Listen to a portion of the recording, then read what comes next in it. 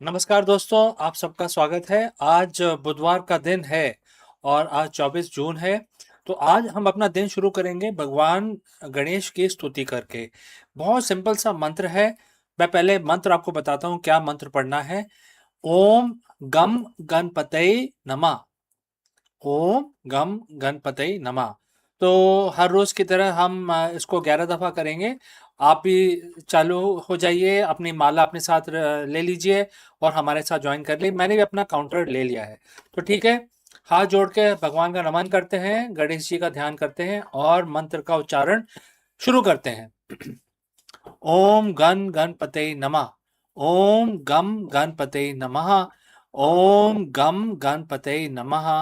ओम गम गणपतये नमः। ओम गम गणपतये नमः। ओम गम गणपतये नमः। ओम गम गणपतये नमः। ओम गम गणपतये नमः। ओम गम गणपतये नमः। ओम गम गम गणपतये नमः। ओम गम गणपतये नमः।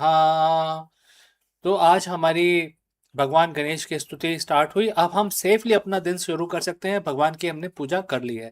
आपका दिन भी मंगलमय रहे, शुभ रहे, इसी कामना के साथ मैं इस वीडियो को यहाँ पे समाप्त करता हूँ, लेकिन जल्दी ही मिलता हूँ दूसरे वीडियो में। कहीं मत जाइएगा।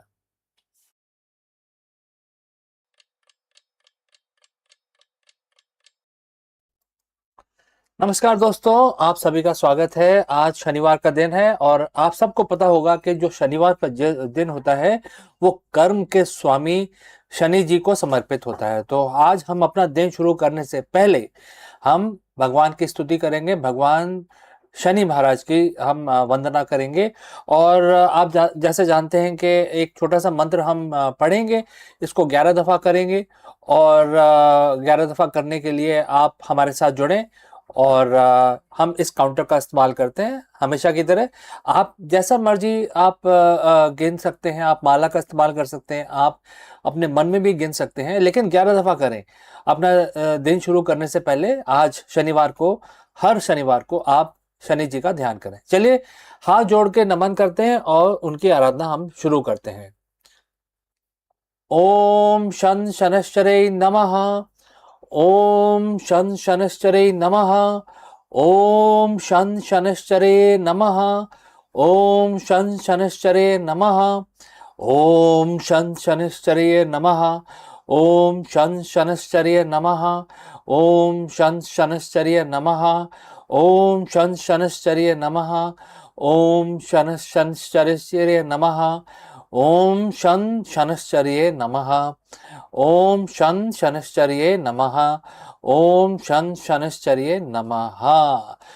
तो दोस्तों 11 दफा हमने आज भगवान शनि महाराज जो कर्म के देवता होते हैं, आपके लाभ और आपके जो ट्रेजेक्टरी है उसके स्वामी शनि होते हैं। तो हमेशा अपना काम शुरू करने से पहले, स्पेशली शनिवार के दिन, भगवान की जरूर प्रार्थना कर लें।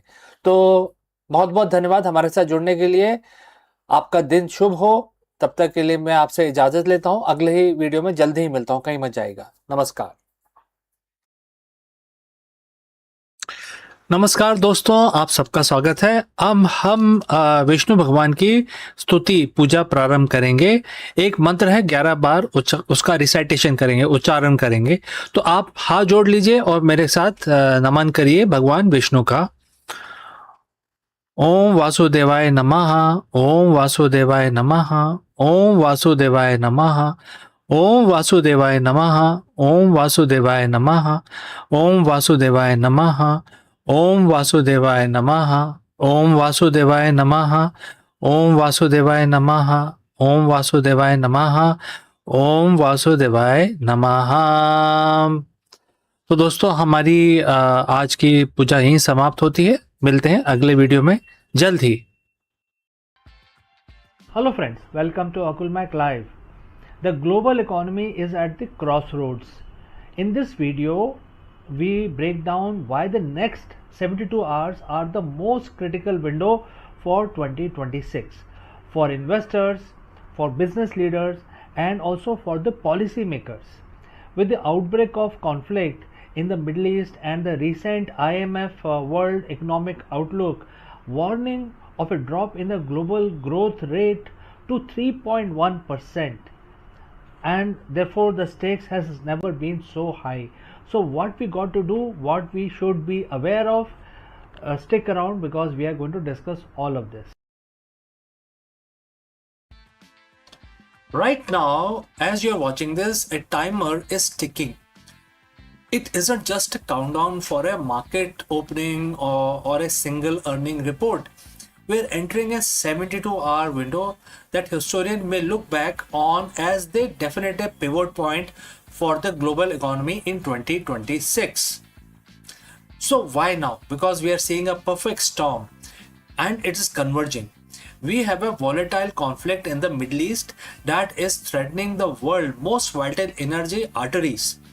We have an IMF that just sounded the alarm on the growth slowdown, and within the next 3 days, we expect the decisions that will determine if we face a controlled landing or a systemic fracture. By the time this 72-hour window closes, the cost of your energy, value of your currency, and the safety of your investment could look radically different. And here is exactly what is happening behind the scenes. So friends, if you have reached this far, please inform us from which city you have tuned in and which language you are watching this video. This will help us determine the reach of our channel. Alright, let's move ahead. The first pillar of this 72-hour crisis is the energy. As of today, which is April 22nd, 2026, the volatility in the Middle East has moved past rhetoric. Markets are currently pricing in a worst-case disruption scenario. If the next 3 days sees an escalation that impact the Strait of Hormuz, we aren't just looking at $100 per barrel oil. We are looking at the supply side shock that could paralyze the European and Asian manufacturing. But it's not just about pricing at the pump. It's about the inflation ghost. Just as the central bank thought they had a handle on the rising price, the energy spike threatened to send their projected 2026 inflation rate of 4.4% or even higher. In this next 72 hours, look for the energy pivot. If the prices break past key resistance level, the global manufacturing sector will go into a defensive mode, and that means layoff and stalled growth. While the headline focus on the conflict, the underlying math is equally terrifying. Last week, the IMF released the World Economic Outlook. The headline was grim. The global growth is projected to fall to 3.1%. Imagine, only 3.1%. But the real story is in the next 72 hours of the diplomatic response. Financial leaders are currently meeting to decide if they will coordinate a liquidity injection or if it's if every nation for itself. We are seeing a massive divergence. While some economies are showing resilience, others, particularly in the developing world, are facing a debt wall. If we don't see a collaborative signal from the G7 or the IMF in these 3-day window, we could see a flight to quality that strip emerging markets of their remaining capital. This is the great repricing of 2026, and it is happening in real time as we speak. When the world gets scared, money moves fast. In the next 72 hours, we are watching the 3 safe havens, which is gold, US dollars, and increasingly digital assets. Gold has already been hitting the record high, but the next 3 days will test its ceiling. If we see a breakout, it's a signal that the big institutional players have lost faith in a quick diplomatic resolution. Simultaneously, the US dollar is weaponizing itself again. As the dollar strengthens, it puts immense pressure on every other currency for businesses in London, Tokyo, or New Delhi. A 72-hour surge in the dollar market makes their imports more expensive and their debt harder to pay. Watch the currency pairs closely. The tipping point is usually a 3-day trend that becomes month-long slide.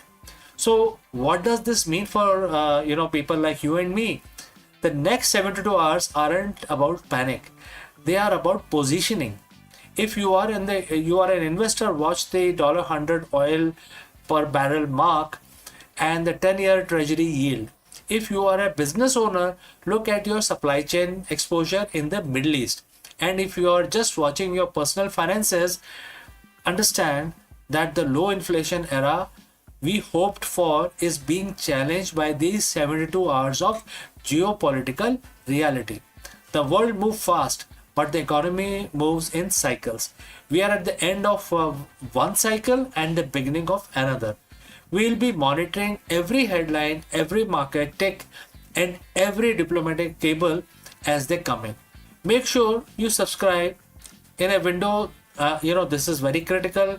Being 24-hour late is the same being absolutely wrong. So stay vigilant. The clock is running, and I'll see you in the next update, my friends. Before I wind up, a word about our affiliate partner. Stop settling for a good enough video.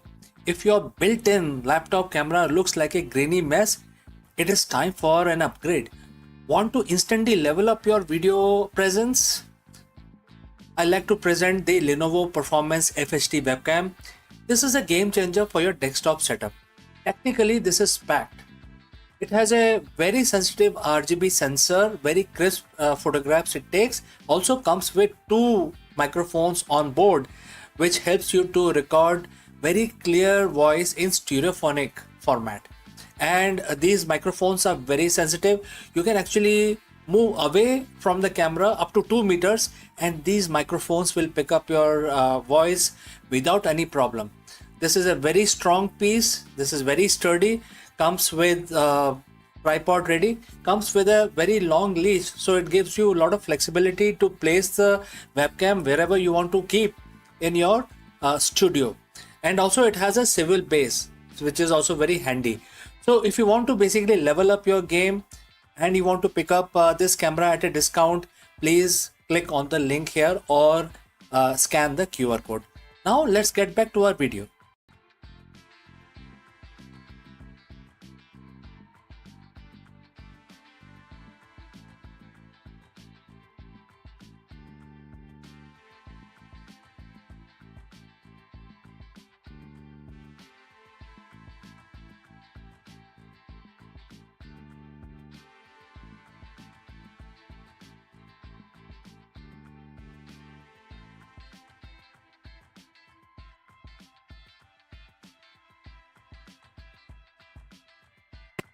Hello friends, do you know how do the world's most resilient CEOs maintain absolute focus while others crumble under pressure? It's a very big question. Therefore, in this video, we dive deep into Bhagavad Gita and try to answer this question. Bhagavad Gita offers a timeless blueprint for high-stake leadership, and we explore the concept of duality, the swinging pendulum between success and failure, and how it creates a delusion that clouds executive judgment. Let's go and discuss this further. Think about the last time your company landed a major contract or exceeded the quarterly projections. You felt on top of the world, right? Now think about the last time a key hire resigned or a product launch flopped. That sinking feeling in your gut, that's the CEO's pendulum. Most leaders spend their entire career swinging between these two poles, the euphoria of success and the anxiety of failure. We call it the grind, but the Bhagavad Gita calls it something else. Bhagavad Gita says duality. In chapter 7 and verse 28, Bhagwan Krishna offers a profound solution to this exhaustion. He speaks of a state where a leader is no longer a slave to these swings, a state of leadership beyond duality. And today we are going to break down this verse to see how the ancient wisdom can solve the most modern executive problems, which is the loss of focus. So friends, if you have reached this far, please inform us from which city you have tuned in and in which language you are watching this video. This will help us determine the reach of our channel.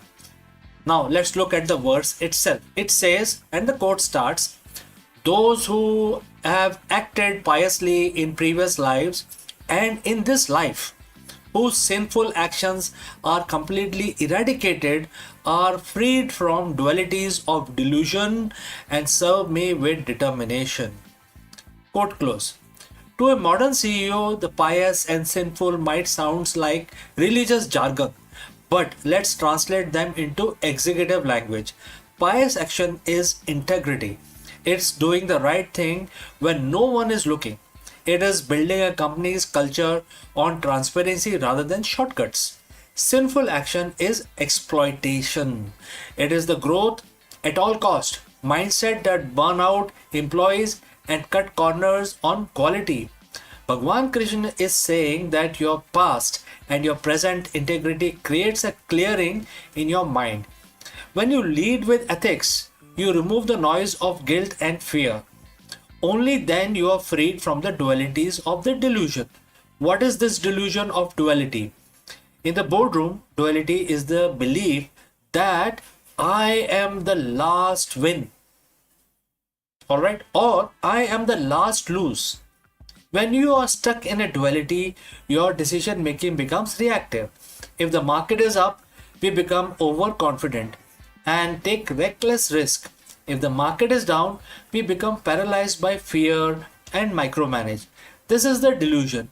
We believe these external fluctuations define our worth and our company's future. But Bhagavad Gita teaches that these are merely passing seasons. A leader stuck in duality is like a ship without a keel tossed by every wave. A leader who has moved beyond duality is the lighthouse. The storm is still there, but the lighthouse doesn't move. The final part of the verse mentions that these leaders serve with great determination. This isn't the hustle culture, the kind of determination where you drink 10 coffees and work 20 hours a day. This is deep determination. It is the ability to stay committed to a 10-year vision even when the 10-month data looks grim. Why can't we do this? Because they aren't seeking worship from the market or the media. They have found a higher purpose for the CEO. This worship and service translate to serving the mission. When you are freed from the ego-driven need to win every single day, you gain a superpower, which is patience. You become capable of making the hard right decisions instead of easy wrong ones. So how do you apply Gita 7.28 tomorrow morning in your boardroom or in your office? There are few steps that you need to take. First is the integrity audit. Look at your current project. Is there any sinful action, any shortcut or lack of transparency that is causing subconscious anxiety? Clean the slate to gain mental clarity. Number 2, label the duality. When a crisis hit, say to yourself, this is just the duality of the failure. Don't let it become your identity. Similarly, when you win, say, this is just the duality of success and stay leveled. Third is find your me. Krishna says, serve me. For you, identify the highest good your company can serve. Is it solving a problem? Helping customer? When you serve the mission rather than your ego, determination becomes effortless. The world doesn't need more CEOs who ride the emotional roller coaster of the stock market. We need leaders who are grounded in something deeper. By living a life of integrity, past and present, you earn the right to be calm. You earn the right to be clear. And most importantly, you earn the right to lead with determination that doesn't waver when the wind changes direction. So as you go back to your team today, remember, success and failure are just two sides of the same coin. Your job is to be the hand that holds the coin, not the coin itself. Lead with integrity, lead beyond duality. Friends, thanks for watching. Thanks for listening to me. If you have any questions, please feel free to send it across. Before I end this session, a word about our affiliate partner. Stop settling for a good enough video. If your built-in laptop camera looks like a grainy mess, it is time for an upgrade. Want to instantly level up your video presence? I like to present the Lenovo Performance FHD webcam. This is a game changer for your desktop setup. Technically, this is packed. It has a very sensitive RGB sensor, very crisp photographs it takes. Also comes with two microphones on board, which helps you to record very clear voice in stereophonic format. And these microphones are very sensitive. You can actually move away from the camera up to 2 meters and these microphones will pick up your voice without any problem. This is a very strong piece. This is very sturdy. Comes with tripod ready. Comes with a very long leash, so it gives you a lot of flexibility to place the webcam wherever you want to keep in your studio. And also it has a swivel base, which is also very handy. So if you want to basically level up your game and you want to pick up this camera at a discount, please click on the link here or scan the QR code. Now let's get back to our video.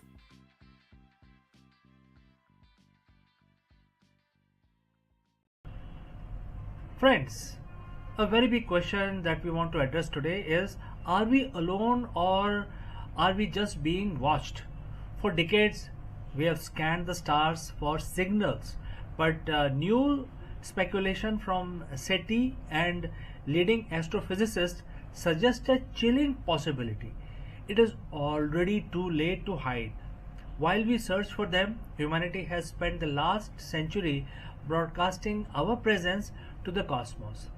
In this video, we dive deep into the great silence and why the latest breakthrough in technosignatures and planetary direction suggests that any advanced civilizations within 100 light years likely to already know Earth is a home to an industrial civilization. Let us explore this further.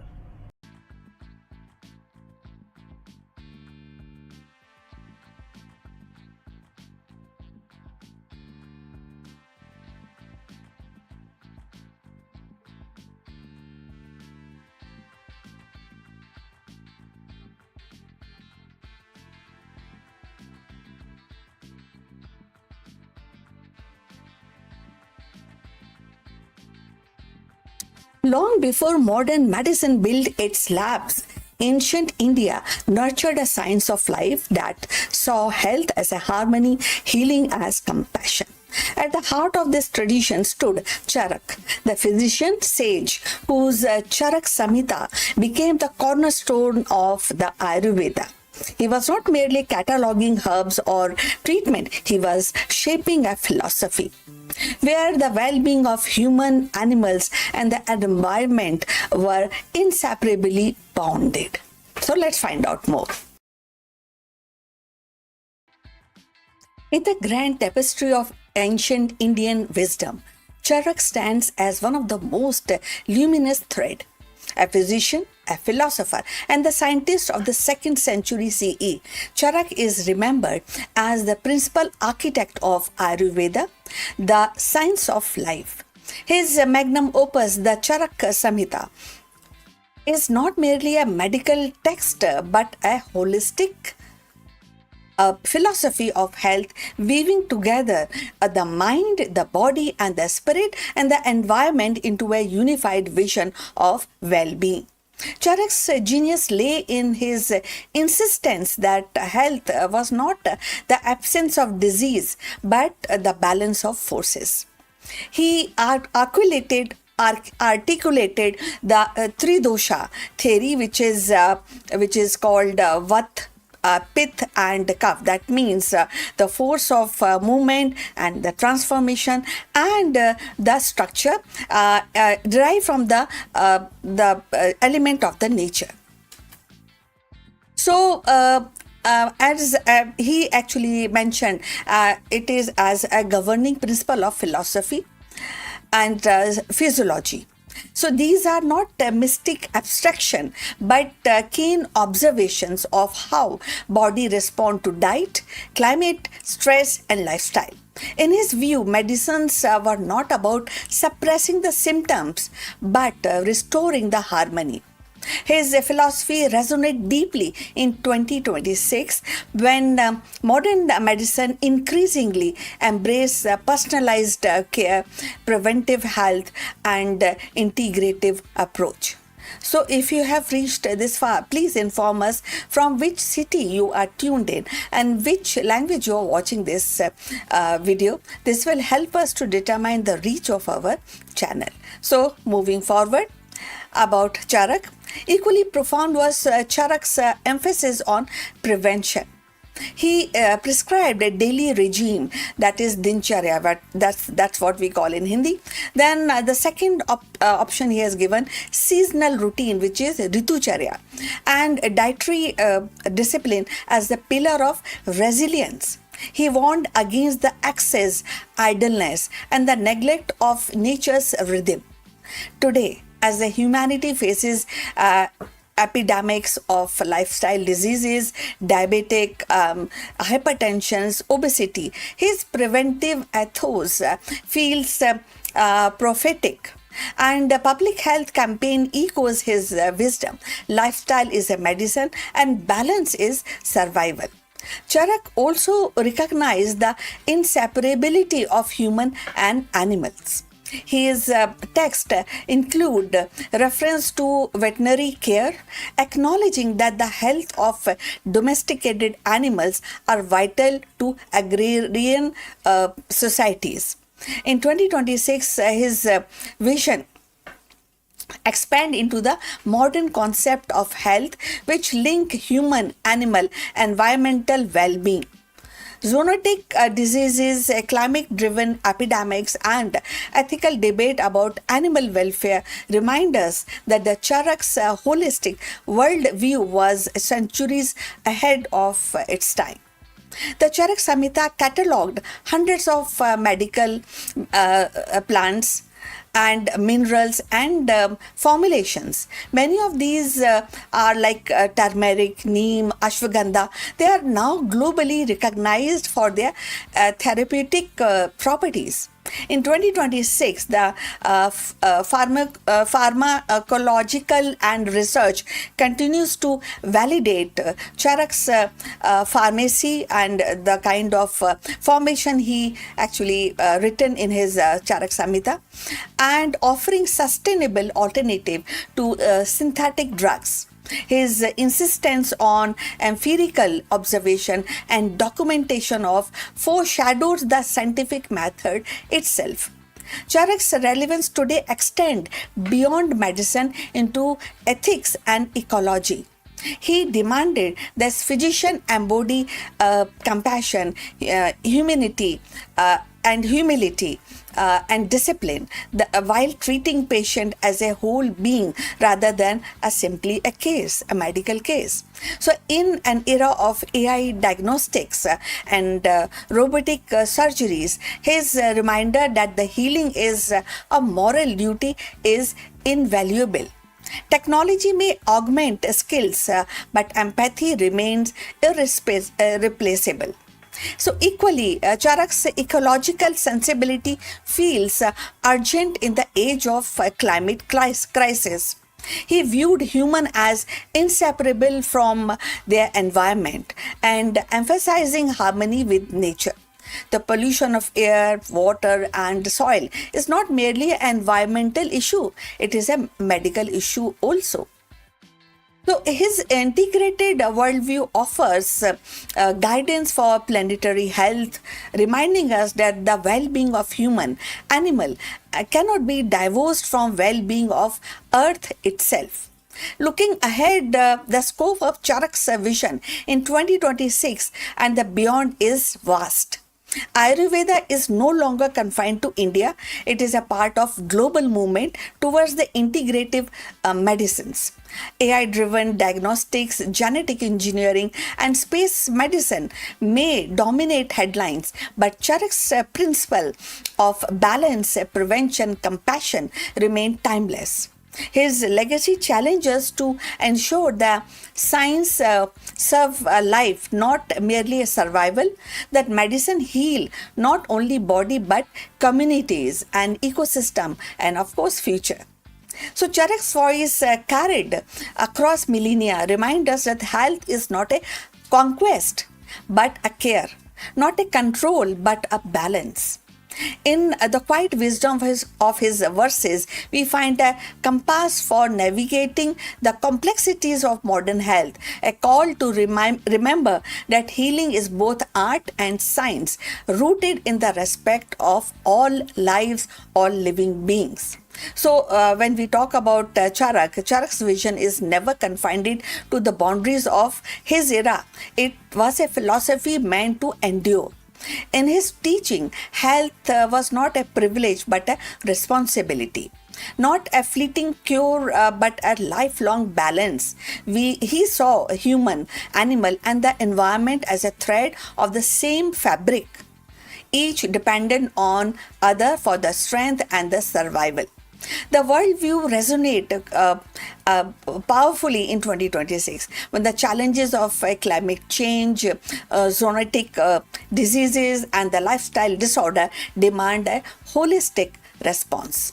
Ayurveda, as shaped by Charak, is not a relic of the past but a living system evolving along the side of modern science. It is its emphasis on prevention, compassion, and ecological harmony offers a compass for medicine in the age of AI.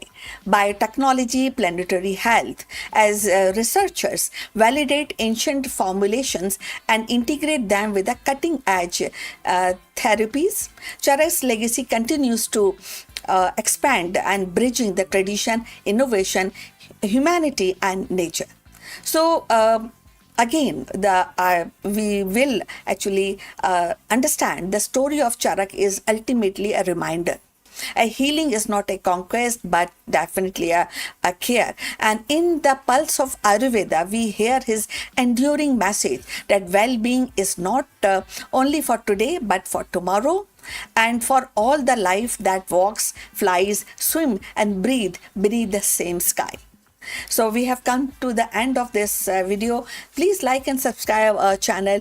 Look forward for your comments on this topic. We'll see you in the next one. But before we end, few words from our affiliate partner. Stop settling for a good enough video. If your built-in laptop camera looks like a grainy mess, it is time for an upgrade. Want to instantly level up your video presence? I like to present the Lenovo Performance FHD webcam. This is a game changer for your desktop setup. Technically, this is packed. It has a very sensitive RGB sensor, very crisp photographs it takes. Also comes with 2 microphones on board, which helps you to record very clear voice in stereophonic format. And these microphones are very sensitive. You can actually move away from the camera up to 2 meters and these microphones will pick up your voice without any problem. This is a very strong piece. This is very sturdy. Comes with tripod ready. Comes with a very long leash, so it gives you a lot of flexibility to place the webcam wherever you want to keep in your studio. And also it has a swivel base, which is also very handy. So if you want to basically level up your game and you want to pick up this camera at a discount, please click on the link here or scan the QR code. Now let's get back to our video.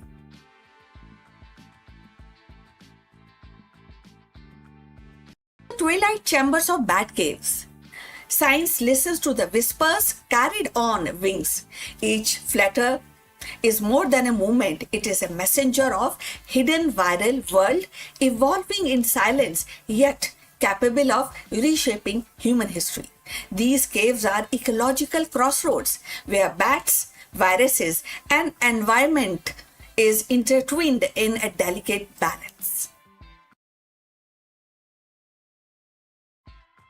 Deep inside the humid darkness of Bat Cave, science finds a living lab where the ecology, virology, and human destiny intersects.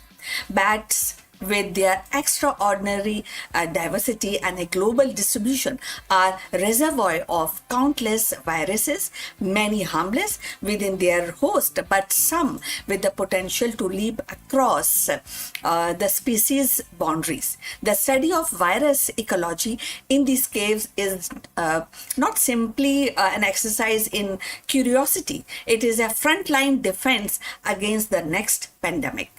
Researchers entering these caves are greeted by a symphony of wings and echoes, but beneath the spectacle lies a complex web of interactions. Viruses circulate among bat population through social grooming, shared routes, and feeding habits. Each colony becomes a microcosm of viral exchange, and where the genetic material mutates, recombines, and occasionally acquired the traits that makes cross-species infection possible. By observing these dynamics, scientists gained predictive insight into zoonotic spillover, the moment when the pathogen jumps from animals to humans. And these recent fieldwork has revealed that a spillover risk is not random. It is shaped by ecological pressures, food scarcity, or maybe driving bats closer to human settlement, seasonal migration, concentration of the population, and environmental stress, weakening the immune defenses. So in these caves, the near agricultural zone, bats often we find them in fruit orchids and leaving salivas, droppings that can actually contaminate the produce. So such ecological bridges create pathways for virus to escape from their natural host. So if you have reached this far, please inform us from which city you have tuned in and in which language you are watching this video. This will help us in determining the reach of our channel. So moving forward on this interesting topic, the bat cave thus become a metaphor for a porous boundary between wilder habitat and the civilization.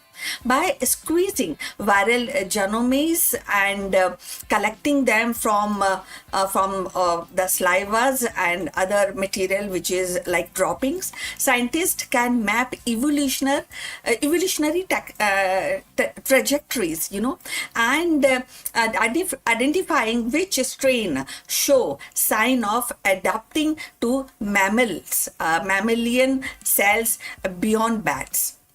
So these molecular fingerprints act as warning signals, allowing public health agencies to monitor the hot spots before outbreak occurs. So equally important are the behavioral observations. Like high definition footage of bat feeding, clustering, and interacting with other species reveals how viral transmission is facilitated. So in one study, the camera captures bats feasting alongside with the primates and rodent, creating a shared ecological niche where the pathogen could easily cross species line. And such insight underscores that the spillover is not merely a biological event, but an ecological one woven into a fabric of shared habitat. The implication definitely ripple outward. So understand a virus ecology in bat's cave inform the predictive model that integrates climate change, and deforestations and urban expansion, which is definitely on high at the moment. Now, as forests shrink, the caves are disturbed. Bats are forced into a closer contact with human, amplifying the risk.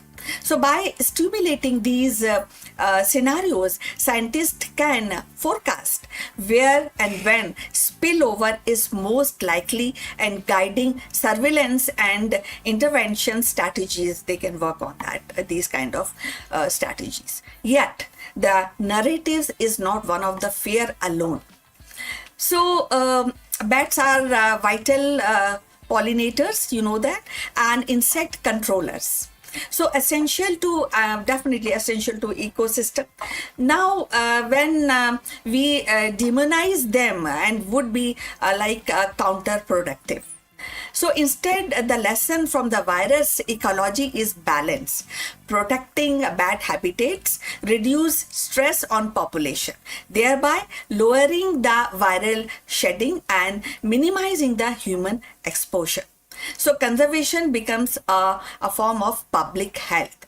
So in a broader arc of science, the bat caves is a reminder that pandemic are ecological phenomena before they become actually a medical crisis. So by listening to these whispers of wings in the dark, humanity gains foresight into the invisible currents of viral evolution. The caves teaches us that the vigilance must be ecological and behavioral all at once.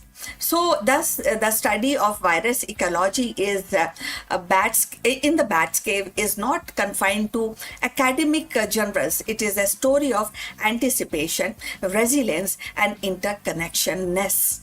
Now, these insight helps predict zoonotics spillover risk, offering humanity a chance to act before the next leap occurs. So, in the shadow of the caves, science illuminates pathway to of prevention and turning potential catastrophe into knowledge and knowledge into preparedness. From the echoes in the dark to insight in the lab, the bat caves teaches vigilance. So, and protecting habitats, decoding viral patterns, and respecting the ecological balance are not just act of science; they are act of survival. Now, the bat cave, once seen as a mysterious refuge of night, now stands revealed or as a vital classroom for humanity. Now, within these shadows, viruses evolve, adapt, and remind us of the fragile thread that binds ecosystem together. So by decoding these hidden exchanges, the scientists are not merely studying the bats, they are safeguarding the future of human health. The lesson is very clear. Pandemics are born at the intersection of ecology and society, and the prevention begins with the understanding. Protecting habitats, respecting biodiversity, and listening to the signals of nature are the act of foresight. So, in the quiet echoes of caves, we find both warning and wisdom. An urgent call to balance our relationship with the natural world before the next leap occurs. So, we would look forward your comments, what you think about this subject. And we have come to the end. Thanks for watching, and please like and subscribe our channel. See you in the next one. But before we end this video, a few words from our affiliate partner. Stop settling for a good enough video. If your built-in laptop camera looks like a grainy mess, it is time for an upgrade. Want to instantly level up your video presence? I like to present the Lenovo Performance FHD webcam. This is a game changer for your desktop setup. Technically, this is packed. It has a very sensitive RGB sensor, very crisp photographs it takes. Also comes with 2 microphones on board, which helps you to record very clear voice in stereophonic format. And these microphones are very sensitive. You can actually move away from the camera up to 2 meters, and these microphones will pick up your voice without any problem. This is a very strong piece. This is very sturdy. Comes with tripod ready. Comes with a very long leash, so it gives you a lot of flexibility to place the webcam wherever you want to keep in your studio. And also it has a swivel base, which is also very handy. So if you want to basically level up your game and you want to pick up this camera at a discount, please click on the link here or scan the QR code. Now let's get back to our video.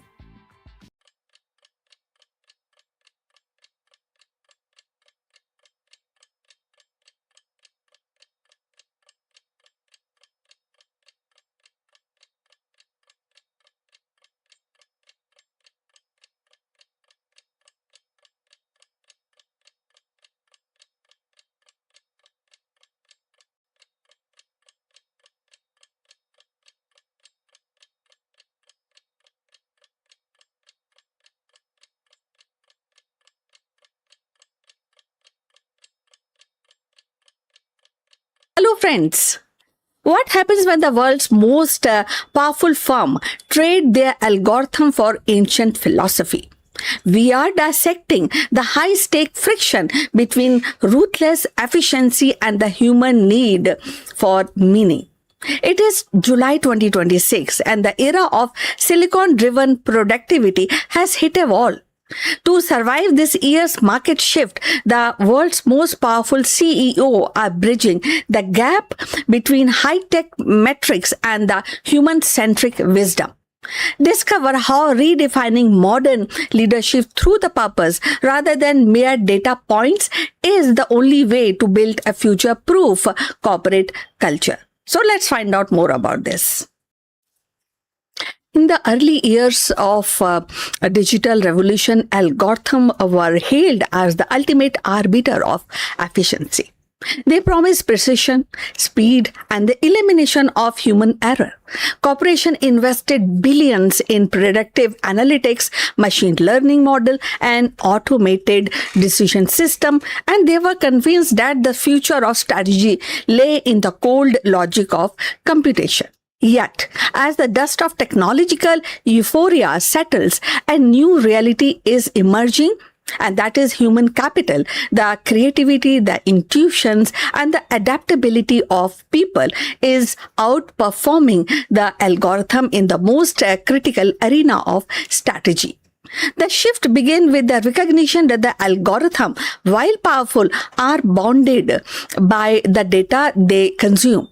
They excel at pattern recognition, but flatter when they're confronted with the ambiguity or novelty or maybe ethical complexity.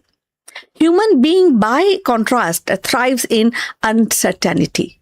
So a strategy who is in navigating the volatile market, geopolitical upheavals, and cultural shift cannot rely solely on historical data sets.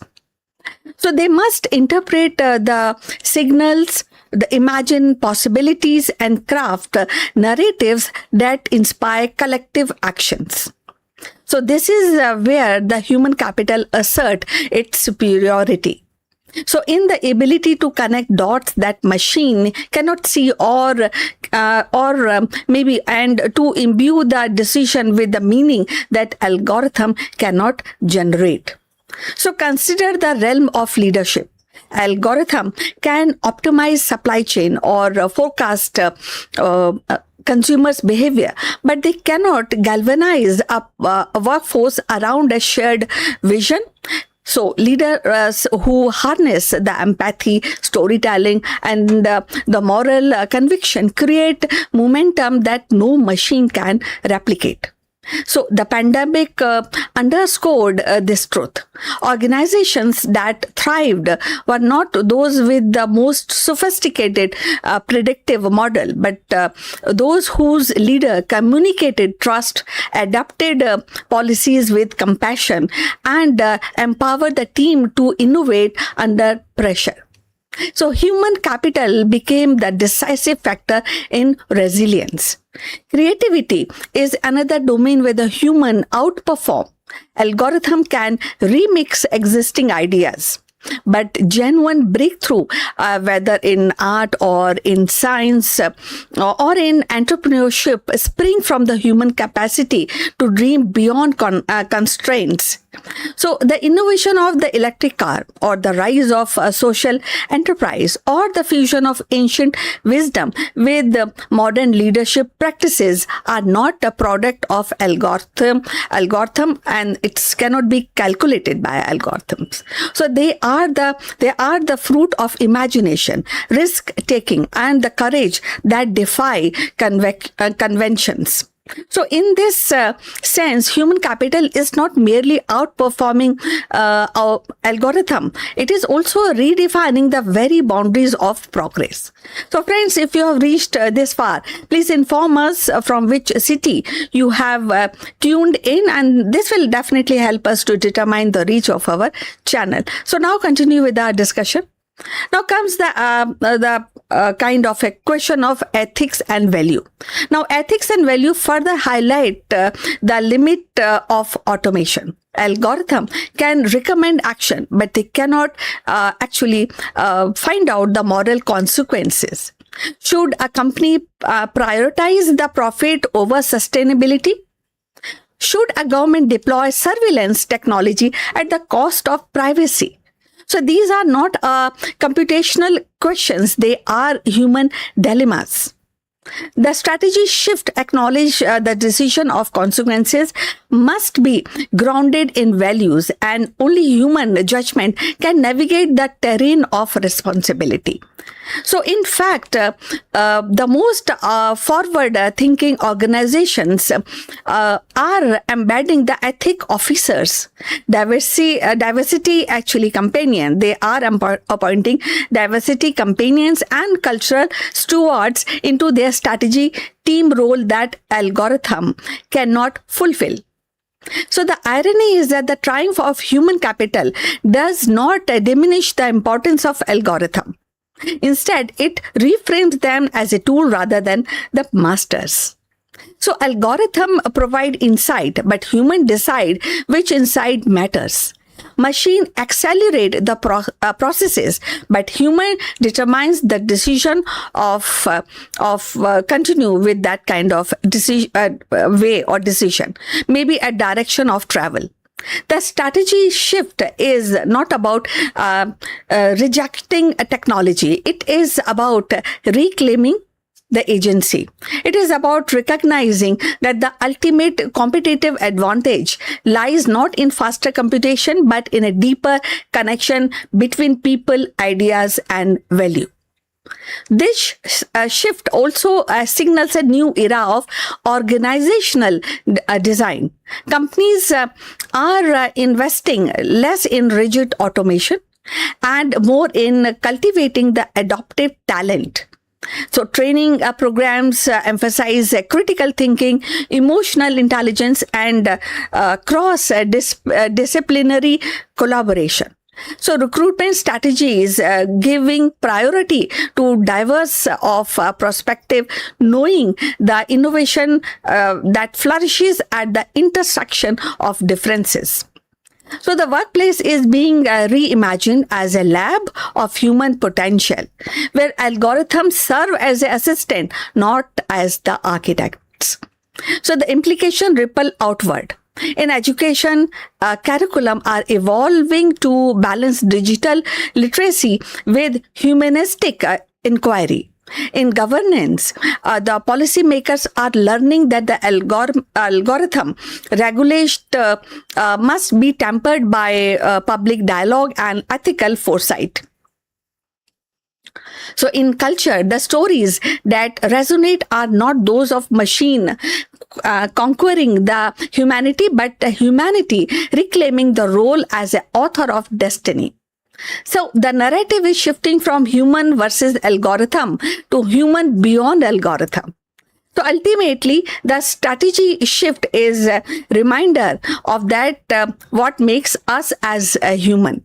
So algorithm can calculate, but they cannot care. They can predict, but they cannot hope. So they can optimize, but they cannot dream. So human capital outperform because it transcends the measurable.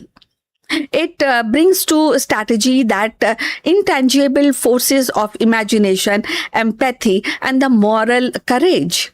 And in the world where the uncertainty is only a certainty, and those forces are not luxuries but necessities. The future strategy then is not a contest between human and machine. It is a partnership in which the algorithm handles the mechanics while the human shapes the meaning. The organization that will lead tomorrow are those that understands this balance. So the invest in the technology, but more importantly, invest in people. For in the end, it is human capital, that living, breathing, dreaming essence of humanity that outperform the outlast and outshine the algorithm. So lesson of this era is very clear. Algorithm may calculate the probabilities, but it is human capital that defines possibilities. Strategies are no longer about who has the fastest machine or the deepest data set. It is about who can imagine, inspire, and adapt. So the organization that will endure are those that treat technology as an ally, not as a replacement, a place where the greatest investment in people. For in the grand contest between code and consciousness, it is the human spirit, curious, creative, and courageous, that ultimately outperform. So future belongs not to the algorithm but to the strategies who knows how to wield it while never surrendering the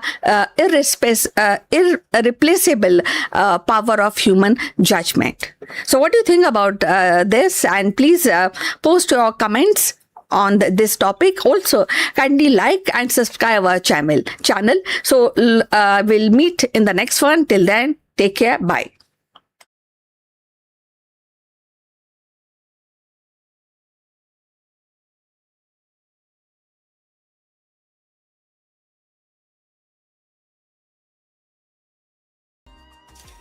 In the world of high-stake business, we talk about freedom. We in fact talk a lot about freedom and market freedom, financial freedom, the freedom to innovate.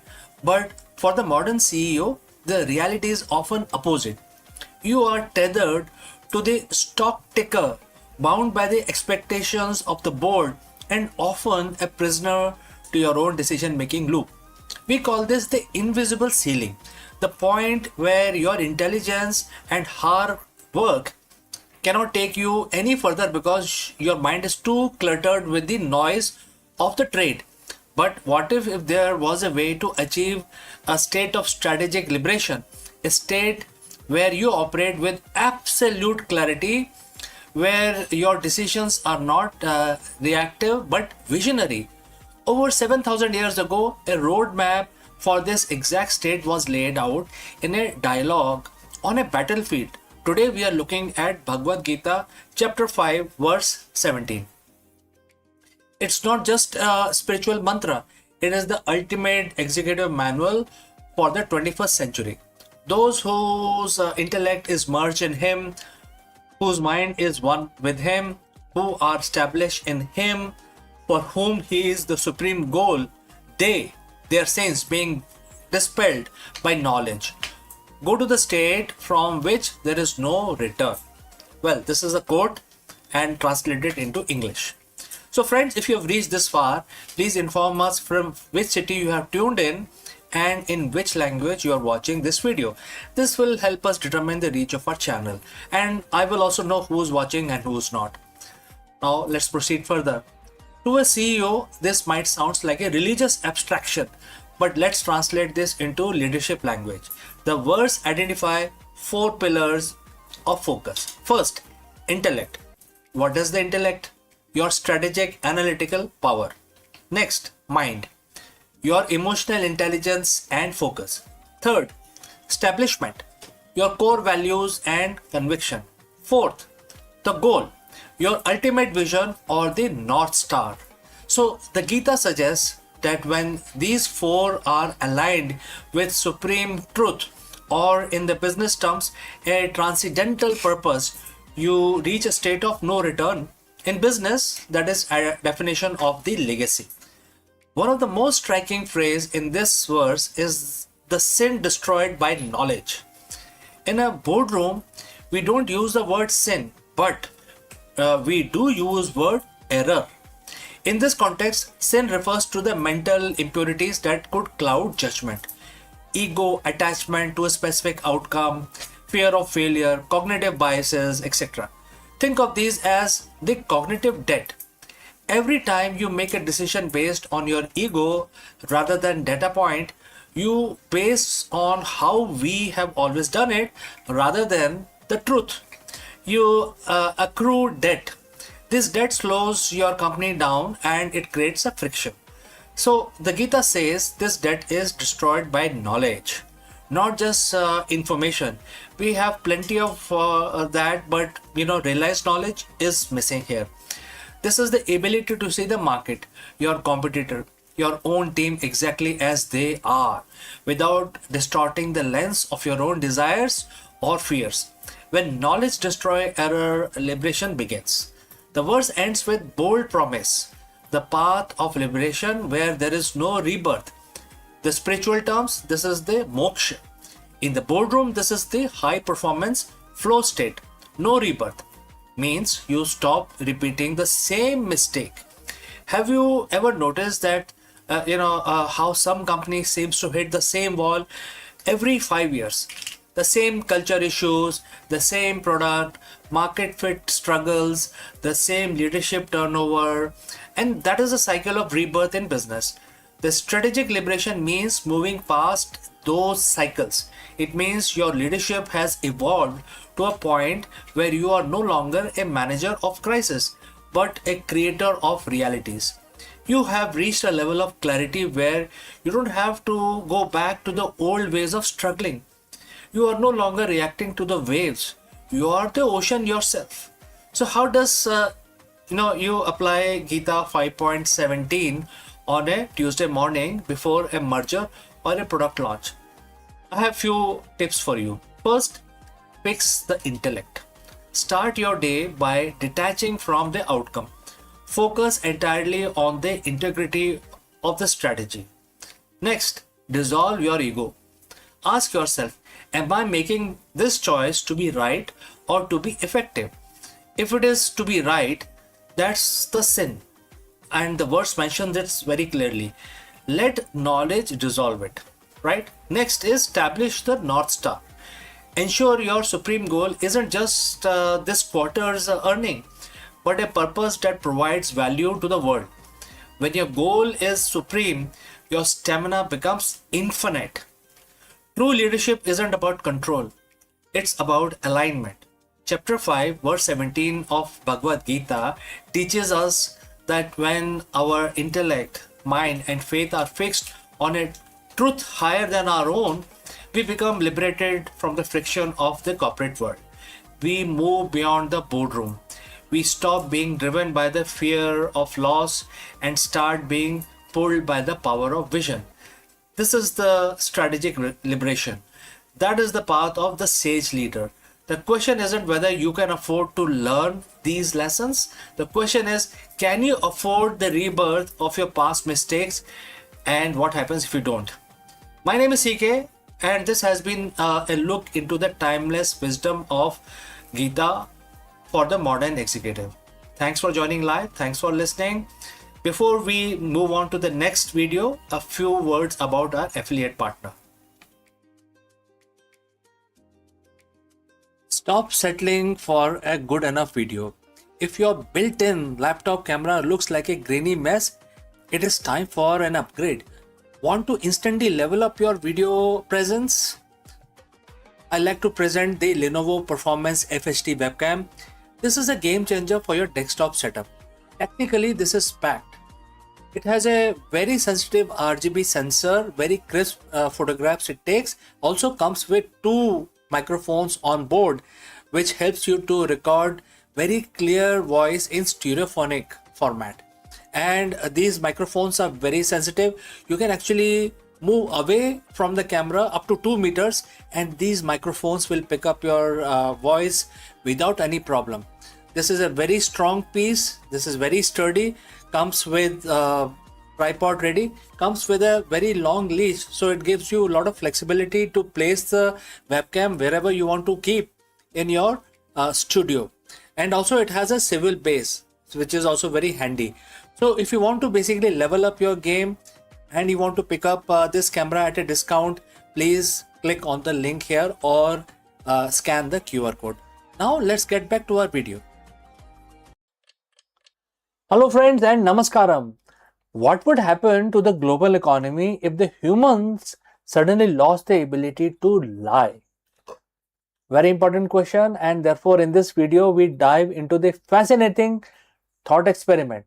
If honesty became the only option for every human on earth, which major industries would collapse first?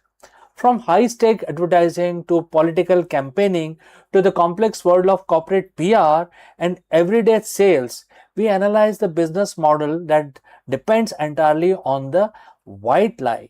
Let's go. Imagine waking up tomorrow in a world where white lies are physically impossible.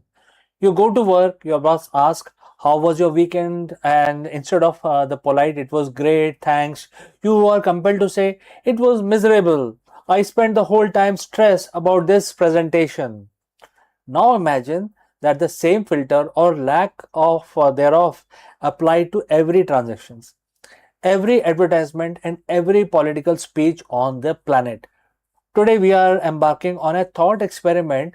If the humanity suddenly lost the ability to deceive, which industries would crumble under the weight of the absolute truth? We are looking at the sectors built on foundation of the lie. First, let's look at the titan of the industry that might face the swiftest collapse, which is advertising. Market is often described as the art of persuasion, but let's be honest, it frequently relies on misleading implications. Think about the weight loss supplement that claims this pill will help you shed pounds. Is it a lie? Technically, it might work for one person, but implies a result that isn't a universal result or a guaranteed result. If human couldn't lie, ads would have to become terrifyingly literal. No more the best coffee in the world. Just this coffee is produced by a factory that pays its employee minimum wage and use medium quality beans. The industry spent billions on creating a vibe rather than conveying the data. If we strip away the aspirational imagery and exaggerated promises, the entire multi-trillion-dollar advertising machine would grind to an halt. Then there is the classical industry, which is used in the as a car salesman. We have all heard the stories about the cars that is in perfect condition, right up until the moment it leaves the garage. This industry relies on information asymmetry, the idea that the seller knows the flaws and the buyer doesn't. If a salesperson was suddenly incapable of omitting the fact that the transmission is failing or that the vehicle was in floods, business model would implode instantly. It's not just cars. It's any business where the seller holds more information than the buyer. In a world of absolute truth, buyer beware disappears, replaced by seller forced to confess. Without the ability to bury the bad news, these transactions would become either brutally honest or non-existent. So friends, if you have reached this far, please inform us from which city you have tuned in and in which language you are watching this video. This will help us determine the reach of our channel.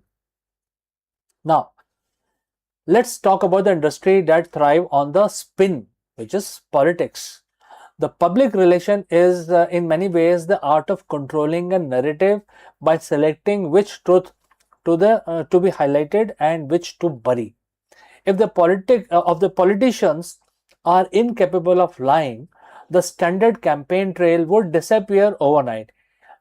Imagine a debate where a candidate is asked, "How will you fund the tax cut?" And they are forced to say, "I have no idea. I'm just saying this to get your vote." The political apparatus, which is built on campaign promise that was rarely kept, would require a total restructuring. It wouldn't just be very embarrassing, it would be immediate crisis of legitimacy for governments worldwide. We have to touch on the corporate office too. The white lie is a grease that keeps the professional engine running. Your presentation was great. I will get right on that. Or it's not you, it is the company restructuring. Research shows that maintaining these lies take immense mental and physical energy. While honesty is generally better for our health and stress levels, our professional culture is built on a layer of social cushioning. If that layer vanishes, the HR department would be overwhelmed and the professional relationships would either shatter or become purely fictional, right? The office wouldn't be necessarily go bankrupt, but the culture of modern workplace would be unrecognizable. So if the marketing, used car sales, political campaigning are in the danger zone, what would survive then? The industry is based on hard facts and tangible value: engineering, scientific research, and logistics. When you are building a bridge, you cannot spin the structural integrity. The truth is forced upon by the gravity itself. The company would survive and thrive are the ones that have been selling truth all along. In a world without lies, transparency becomes the ultimate competitive advantage. Ultimately, a world without lie would be a world of radical efficiency, but it would also be incredibly painful. We rely on these little lies to maintain our social fabric. So, what do you think, friends? If we had to choose one industry to wipe off from the map of the earth, would it be advertisers, the politicians, or the car salesmen? Let me know in the comments below, and don't forget to subscribe for more deep dives into what if of our world. Thanks for watching. I will catch you again very soon. Friends, we all know that the stars, when they run out of their fuel, explodes into a supernova, especially the kind of star which are much larger than sun. They have to be larger than sun in order to become a supernova. However, there are certain stars which don't simply explode, they turn into a hot blowtorch. And this is a very specific phenomena, and to understand this type of supernova we will take a deep dive into high energy astrophysics, and we will examine this phenomena which is known as hotter than hell, also known in scientific term as the fast blue optical transient, and also known as the blue death. What is this phenomena? Let us explore this further.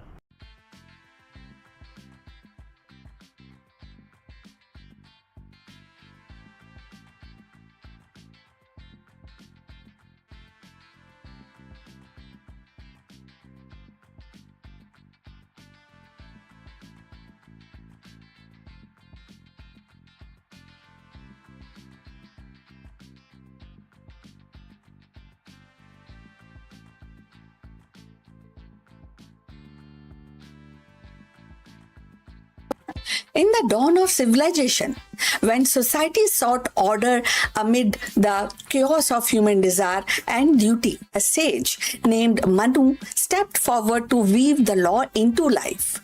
His vision was not confined to ritual or governance alone. It reached into the intimate bond between men and women, shaping the very foundation of family and societies. Manu's world became more than a rule. They were a mirror of cosmic balance, binding love, duty, and hierarchy into the framework that endured for centuries. Like Hammurabi in Babylon or Confucius in China, Manu's legacy reminds us that across culture, sages and lawgivers sought to tame the most powerful force of all, that is relationship between men and women. And in doing so, they etched the blueprint of civilization itself. So let's find out more about this.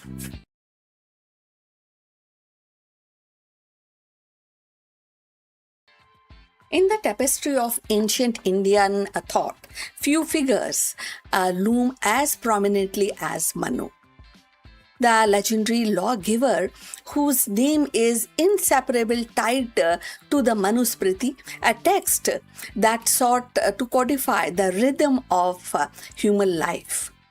Manu was not merely a sage, he was envisioned as the archetypal legislator, the one who translated cosmic order into social norms. His laws, particularly those governing the relationship between men and women, revealed both the aspiration and the anxieties of civilization, striving to balance duty, morality, and hierarchy. So the Manusmriti present marriage not as a private contract, but as a sacred institution woven into the fabric of dharma, which is righteousness. Manu's vision of gender relationship was deeply rooted in the idea of complement the men and women, and the men and women were seen as two halves of cosmic order, cosmic as a whole, each with a distinct role that together sustained society. The woman was reserved as the bearer of lineage, a guardian of household sanctity, and the embodiment of nurturing power. The man, in return, was tasked with the protection, provision, and pursuit of spiritual and worldly duties. In this framework, the harmony was achieved not through the equality in the modern sense, but through the balance which fulfilling a role that maintained cosmic and social order. So if you have reached this far, please inform us from which city you have tuned in and in which language you are watching this video. That will help us to determine the reach of our channel. So moving forward on this topic, yet the Manu's law also reflect the patriarchal structure of his time. Through Manu actually elevated the feminine principle in symbolic way. He declared that where the women are honored, the god rejoice, and where they are dishonored, all right loses their efficacy. And sometimes this kind of few restrictions that actually become paradox when we talk about the modern times, and it also maybe and actually resulted in the paradox of ancient gender norms. So the influence of Manu's vision extended far beyond domestic life by codifying rules of marriage, inheritance, and the conduct. He shaped the very architecture of society. His laws became a reference point for centuries, debated and adopted and sometimes restricted, but never ignored. So they provided a framework for order in the world where the oral tradition and the ritual practice needed the anchor to written codes or a written duty mentioning. So, parallel to Manu can be found across the civilization. In the West, the figures like Hammurabi of Babylon emerged as counterpart. Hammurabi's famous code inscribed on stone also sought to regulate family life, property, and justice, embodying the patriarchal norms within the broader vision of social stability. In the ancient Rome, the 12 table performed the similar function, defining the rights and duties of men and women within the civil order. In China, Confucian's teaching, though not codified in the same way, established the enduring principle of family hierarchy and gender role, and emphasizing the kind of all the duties, and at the same time it also mentioned the subordination of women within the household. So, like of these lawgivers or traditions, when we talk about these distinct codings, like Manu, they also sought to anchor the society in a vision of order that linked cosmic or moral principle with everyday relationship. But what makes Manu distinctive is the spiritual dimension he infused into law. For him, the regulation of men and women relationship was not merely a pragmatic, but a sacred, a reflection of dharma itself. So, marriage was a right, not a contract. The household was a microcosm of the universe, and the woman, as its center, was both revered and bound by duty. This intertwined of the law, ritual, and cosmology gave Manu's vision a depth that continues to provoke reflection. So, in the modern age, Manu's legacy is contested, sometimes criticized, but critics highlight the restrictive aspect of his law, especially regarding women's autonomy, while others emphasize the symbolic reverence and the attempt to harmonize the social life with cosmic principle. His parallel Hammurabi, Confucius, and Roman jurist reminded us that every civilization has grappled with the same challenge: how to regulate human relationship in a way that preserve the order, morality, and continuity. The answer differs, but the impulse is universal. Ultimately, Manu stands as both a product of his time, a figure of enduring influence, and his law revealed the ancient Indian attempt to weave the gender relation into a larger fabric of dharma, that is, righteousness, balancing reverence with restriction and symbolism with social control. In his vision, the relationship between men and women was not merely personal but civilizational, a cornerstone upon which the base of the society rested. And in this vision, we glimpse the perennial human quest to align the intimate bond of a family with the vast order of cosmos. So, Manu's vision of men and women was not merely about domestic order. It was about aligning human bonds with cosmic laws. His words inscribed in the Smriti actually became both revered and contested, shaping the centuries of thought on duty, family, and society.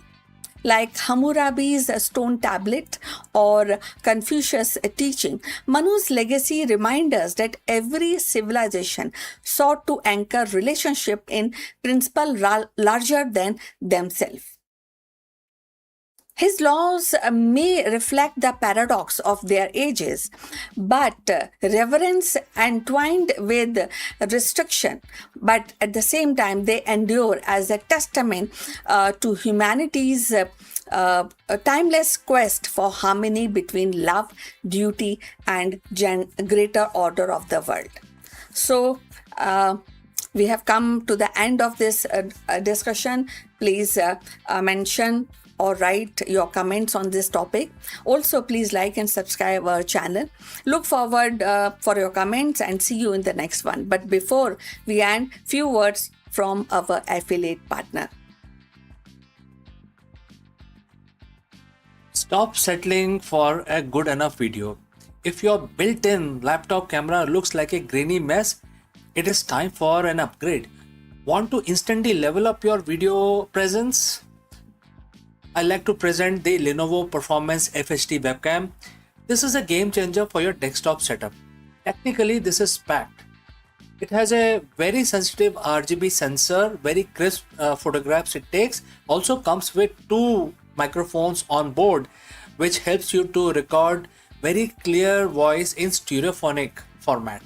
And these microphones are very sensitive. You can actually move away from the camera up to 2 meters and these microphones will pick up your voice without any problem. This is a very strong piece. This is very sturdy.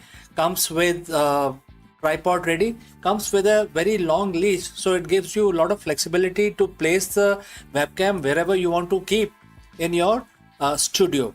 And also it has a swivel base, which is also very handy. So if you want to basically level up your game and you want to pick up this camera at a discount, please click on the link here or scan the QR code. Now let's get back to our video.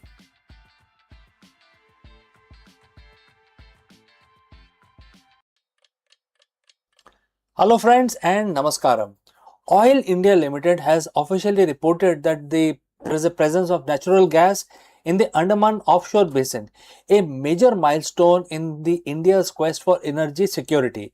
Therefore, in this video, we break down what this discovery means for India's energy future, the significance of the Samudra Manthan mission, and whether the Andaman region could become a game changer for the domestic fuel production. Let's go. Hello everyone, I am CK and welcome back to Akulmach Business. Today we are looking at the recent development that could fundamentally reshape India's energy landscape. For years, the geologists have pointed towards the Andaman Basin as a hidden treasure chest. Well, the wait might be over. State-run Oil India Limited has just reported a significant natural gas discovery in the Andaman offshore region. This isn't just a minor finding, it's being hailed as the ocean of energy opportunity. Today we are going to look at the Sri Vijayapuram 3 well. It's a well basically deep in the ocean near the Andamans, and why this matters for your energy bill and how this fits into India's broader Samudra Manthan mission. So friends, if you have reached this far, please inform us from which city you have tuned in and in which language you are watching this video. This will help us determine the reach of our channel. Alright, let's proceed further. Let's get into the technicals. Oil India drilled the Sri Vijayapuram 3, an exploratory well about 15 kilometers off the east coast of Andaman Islands. At a water depth of 355 meters, they reached the Econ formation at over 1900 meters deep.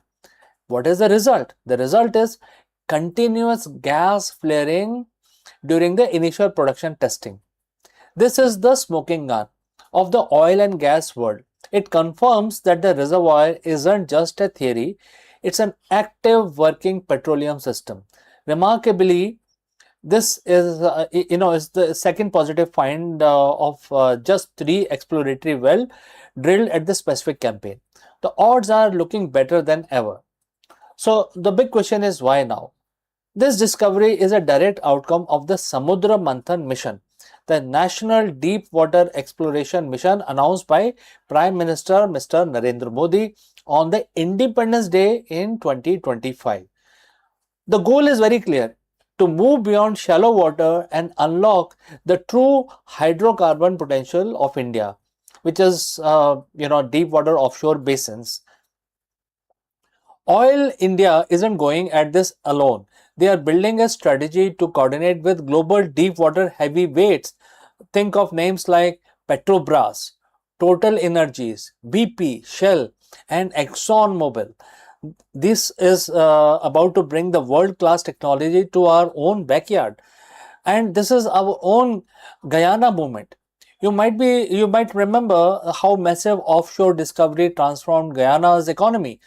While we aren't there yet, the comparison is being made for a reason. Strategically, the Andaman and Nicobar Islands are sitting right next to the Strait of Malacca, one of the world's most critical maritime trade and energy corridors. Beyond just finding gas, establishing a thriving energy industry here strengthened India's economy and strategic presence in the eastern Indian Ocean. It's about energy resilience in a world where supply chains are becoming increasingly volatile. Now, a reality check for our viewers. We are in the discovery phase, not in the production phase. Oil India is currently collecting samples to assess composition, calorific values, and isotopic signatures to understand exactly how this gas was formed. The next steps involve extensive appraisal drilling to determine if there are reserves and the reserves hold enough material so that drilling is commercially viable. It is a long road, but with the consecutive discoveries, the confidence in this basin is growing by the day. India import about 85% of its crude oil as well as the gas. The massive chunk of the natural gas also comes from the oil producing nations, which is OPEC countries. Every bit of domestic production helps protecting us from the global price shock. It's a great news. So friends, if you are enthusiastic about knowing more, please drop a comment and I will catch you again in the next one.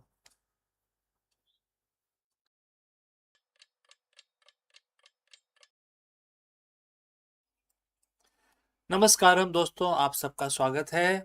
और हर रोज की तरह हम भगवान की पूजा करेंगे अपना दिन शुरू करने से पहले। आज शुक्रवार है, तो आज का दिन तो लक्ष्मी जी को समर्पित होता है। तो आज हम अपनी पूजा करेंगे। आप हमारे साथ जुड़िए और हमारे साथ जुड़ के आप हमारे को फॉलो करें, तो आपको इससे काफ़ी फ़ायदा होगा और लक्ष्मी जी आप पे प्रसन्न रहेंगी। तो एक छोटा सा मंत्र है जो सिर्फ 11 दफ़ा करना है। आपको पता है कि मैं इस काउंटर का इस्तेमाल करता हूँ। आप जैसे मर्जी करना चाहें कर सकते हैं, लेकिन 11 दफ़ा करें रोज अपना कार्य शुरू करने से पहले। तो ठीक है जी, हाथ जोड़ लीजिए और लक्ष्मी जी का नमन करिए और मेरे साथ रिसाइट करिए। ओम श्री ह्रीं क्लीं श्री सिद्ध लक्ष्मी नमः। ओम श्री ह्रीं क्लीं श्री सिद्ध लक्ष्मी नमः। ओम श्री ह्रीं क्लीं श्री सिद्ध लक्ष्मी नमः। ओम श्री ह्रीं क्लीं श्री सिद्ध लक्ष्मी नमः। ओम श्री ह्रीं क्लीं श्री सिद्ध लक्ष्मी नमः। ओम श्री ह्रीं क्लीं श्री सिद्ध लक्ष्मी नमः। ओम श्री ह्रीं क्लीं श्री सिद्ध लक्ष्मी नमः। ओम श्री ह्रीं क्लीं श्री सिद्ध लक्ष्मी नमः। ओम श्री ह्रीं क्लीं श्री सिद्ध लक्ष्मी नमः।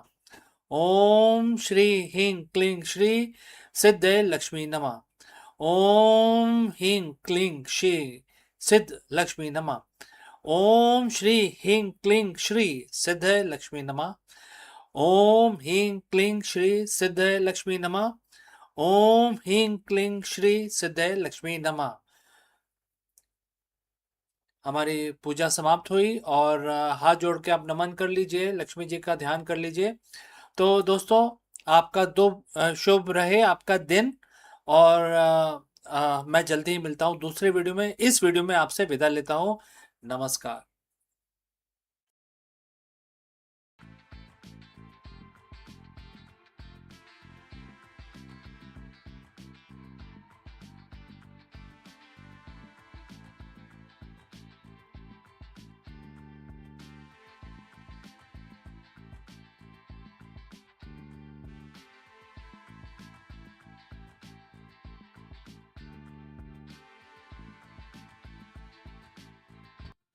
Hello friends and namaskaram.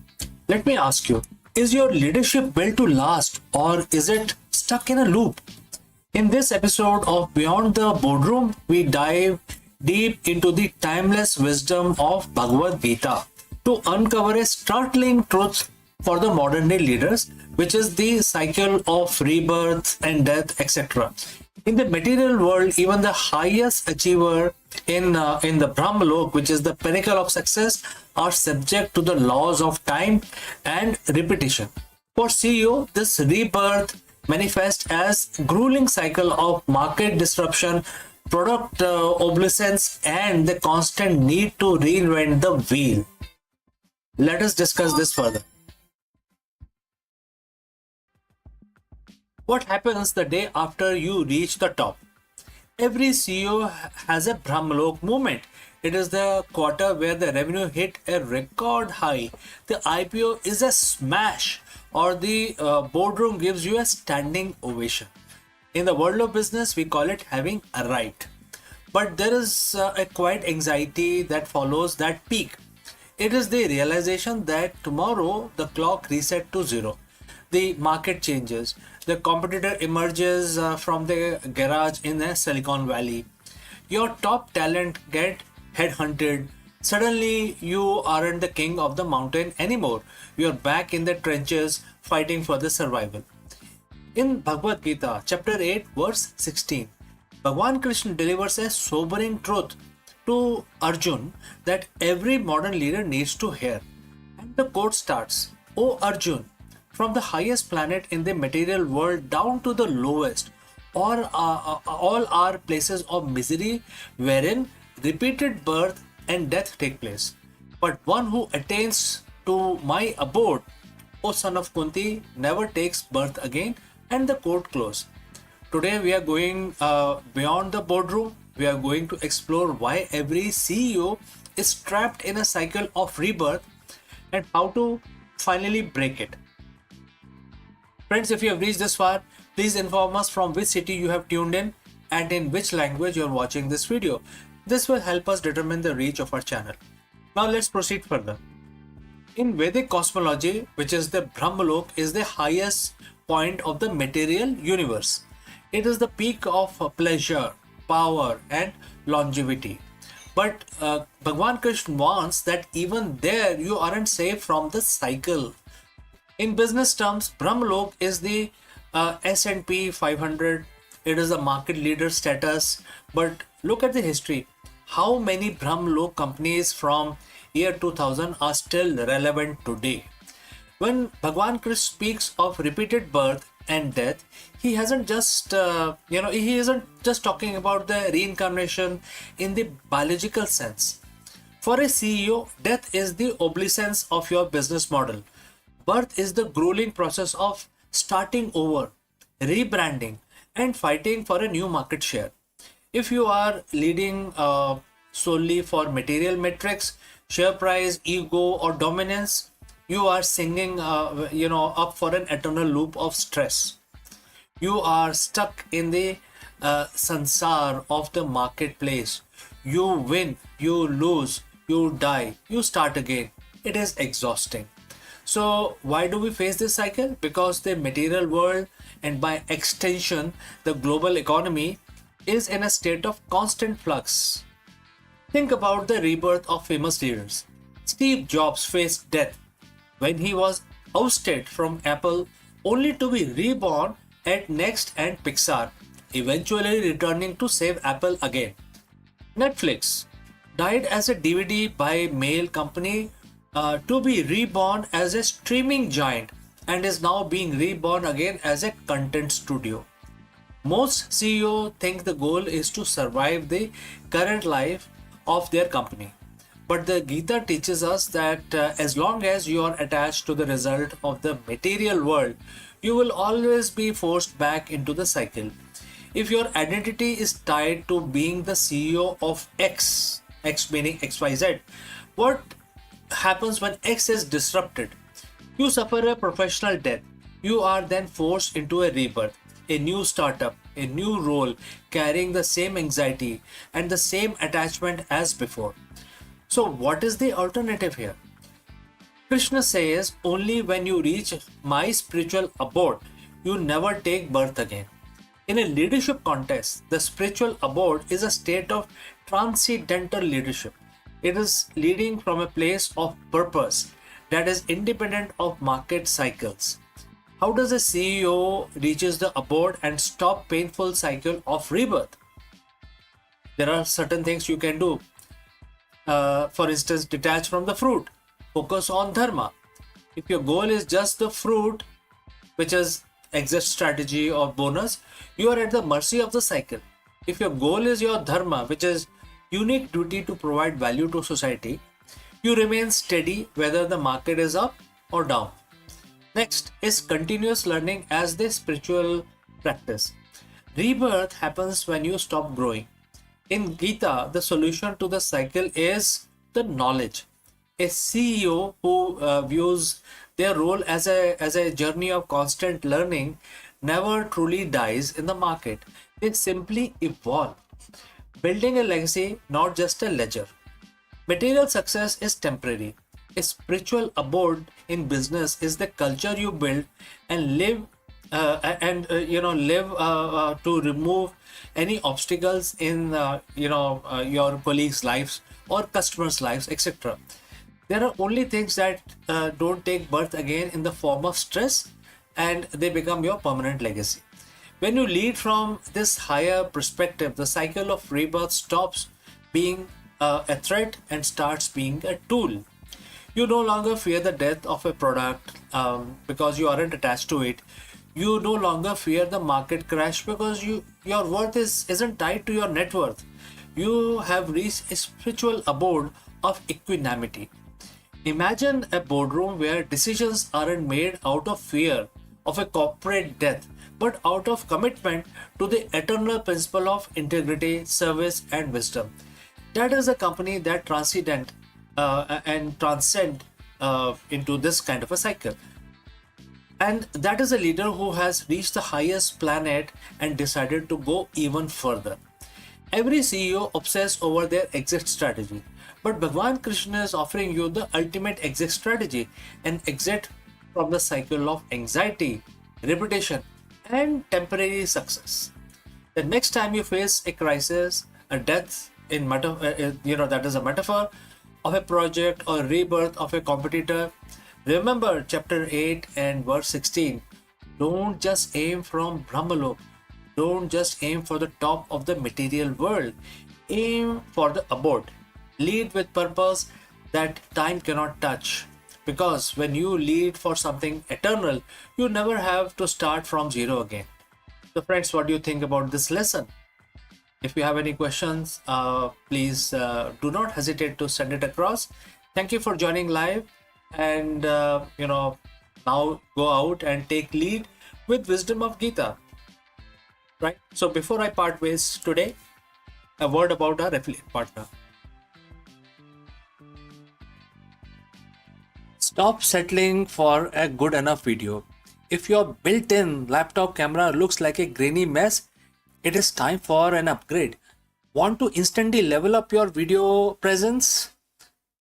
I like to present the Lenovo Performance FHD webcam. This is a game changer for your desktop setup. Technically, this is packed. It has a very sensitive RGB sensor, very crisp photographs it takes. Also comes with 2 microphones on board, which helps you to record very clear voice in stereophonic format. And these microphones are very sensitive. You can actually move away from the camera up to 2 meters, and these microphones will pick up your voice without any problem. This is a very strong piece. This is very sturdy. Comes with tripod ready. Comes with a very long leash, so it gives you a lot of flexibility to place the webcam wherever you want to keep in your studio. And also it has a swivel base, which is also very handy. So if you want to basically level up your game and you want to pick up this camera at a discount, please click on the link here or scan the QR code. Now let's get back to our video.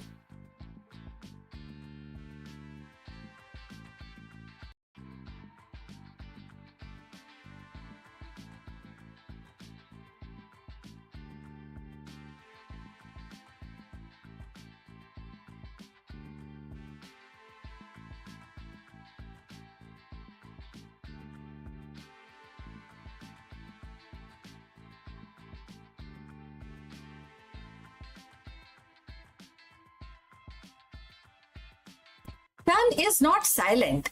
It speaks in the burst of invisible thunder.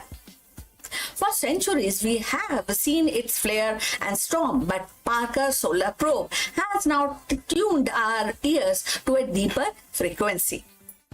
Hidden within the blazing corona, magnetic switchbacks snaps like a cosmic whisper, unleashing radio waves that ripple across the solar system.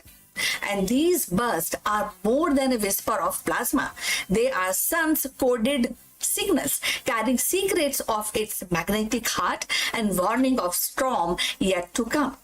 In this revelation, Parker has transformed our star from blazing sphere into a storyteller. Its switchbacks composing a hidden symphony of light and sound. Let's find out more about this. The sun, our nearest star, has always been a restless giant. Its surface boiling with plasma, its atmosphere alive with storms. For centuries, astronauts have watched solar flares and coronal mass ejection ripple outward, sometimes striking Earth with a magnetic tempest. Yet beneath its familiar drama lies subtle mysteries, whisper of radio waves, flickers of magnet turbulence, and that only the most daring spacecraft can unveil. The Parker Solar Probe, humanity's closest emissary to the sun, has now peeled back another layer of its enigma, revealing hidden magnetic switchbacks that gives rise to solar radio bursts. So, radio bursts are sudden and outpouring of electromagnetic energies and streaming across space like invisible thunderclap. They are often triggered when the charged particle accelerate along the magnetic field lines, releasing energy in the form of radio waves. For decades, scientists knew these bursts existed, but their precise origin remained elusive. Were they born in the corona tangled loop? Did they emerge from the shock wave racing through the solar wind? But now Parker Solar Probe diving deep and close to the sun's surface has provided the most intimate clues yet. So if you have reached this far, please inform us from which city you have tuned in and in which language you are watching this video. This will help us to determine reach of our channel. So going forward, as the probe skimmed through the solar atmosphere, its instruments detected abrupt revelation, abrupt uprising the magnetic field. Switchbacks like a king in the garden hose. These switchbacks are not gentle bend, but actually sharp zigzags, flipping the direction of the magnetic field from a brief moment before snapping back. Each switchback carries plasma along with it, accelerating particles and steering the turbulence. The new data suggests that these magnetic switchbacks are fertile ground for radio burst. Miniature accelerator that hurl electrons into spiral, producing the radio signal that astronomers detect across the solar system. So these insight reshapes our understanding and space weather. Now going forward, the discovery is definitely profound. It's linked with the two previously disconnected phenomena. On one hand, switchbacks were known as the oddities in the solar wind, puzzling features that hint at the chaotic dynamics near the sun. And on the other hand, radio bursts were catalogued as a distinct emissions useful for diagnosing the solar storm, but poorly understood in origin. The Parker finding weave them together, and the switchbacks are now not mere curiosities but engine of radio emission, shaping the very soundtrack of sun's activity. So radio bursts are not just academic curiosity, as we have already mentioned. They are interface or with the communication, navigation system, even the spacecraft operations. By tracing them back to the magnetic switchbacks, scientists gain predictive power. If switchbacks can be mapped and modeled, then the radio burst and the storm they create can be anticipated with a greater accuracy.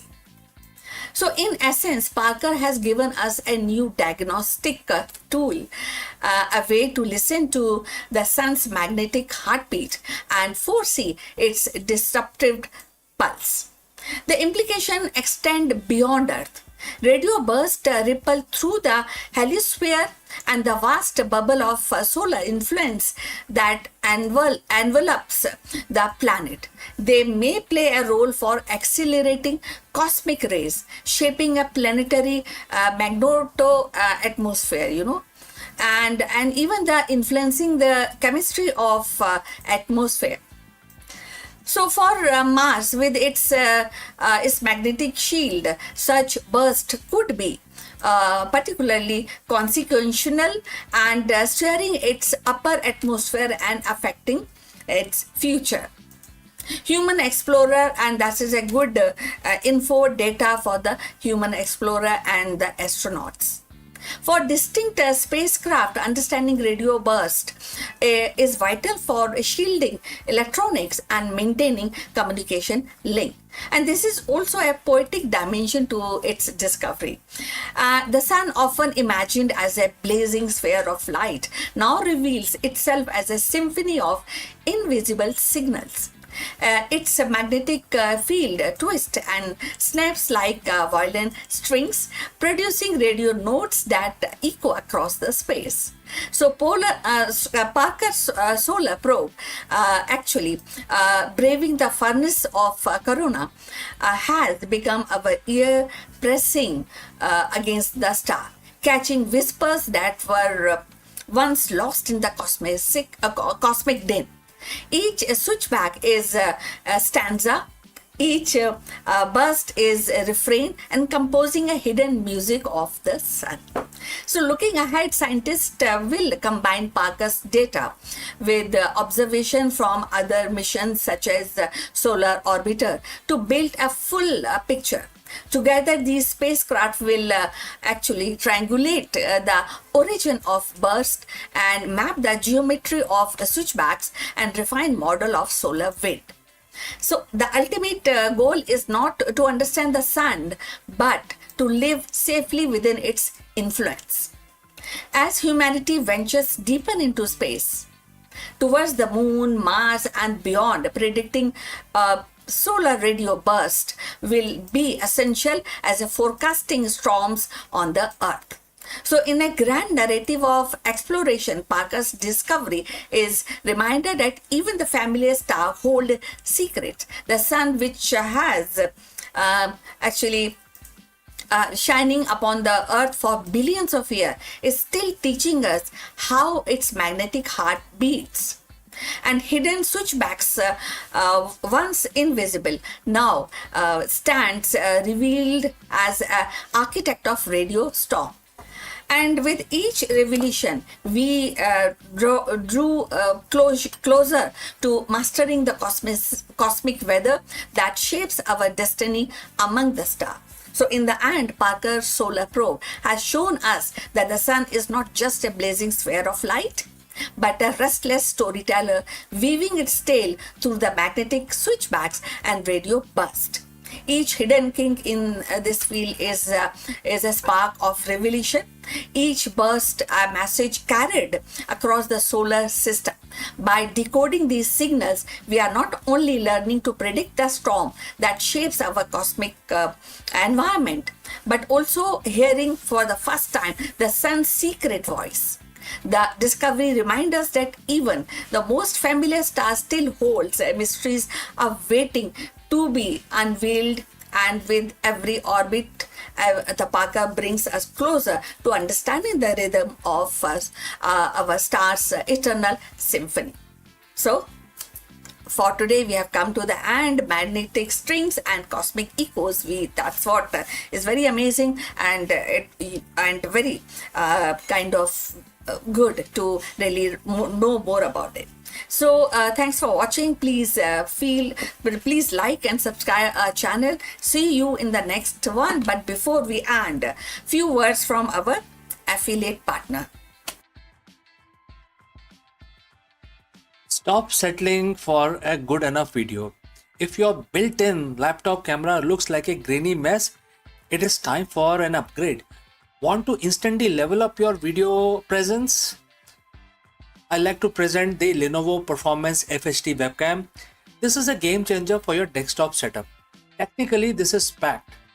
It has a very sensitive RGB sensor, very crisp photographs it takes. Also comes with two microphones on board, which helps you to record very clear voice in stereophonic format. And these microphones are very sensitive. You can actually move away from the camera up to 2 meters, and these microphones will pick up your voice without any problem. This is a very strong piece. This is very sturdy. Comes with tripod ready. Comes with a very long leash, so it gives you a lot of flexibility to place the webcam wherever you want to keep in your studio. And also it has a swivel base, which is also very handy. So if you want to basically level up your game and you want to pick up this camera at a discount, please click on the link here or scan the QR code. Now let's get back to our video.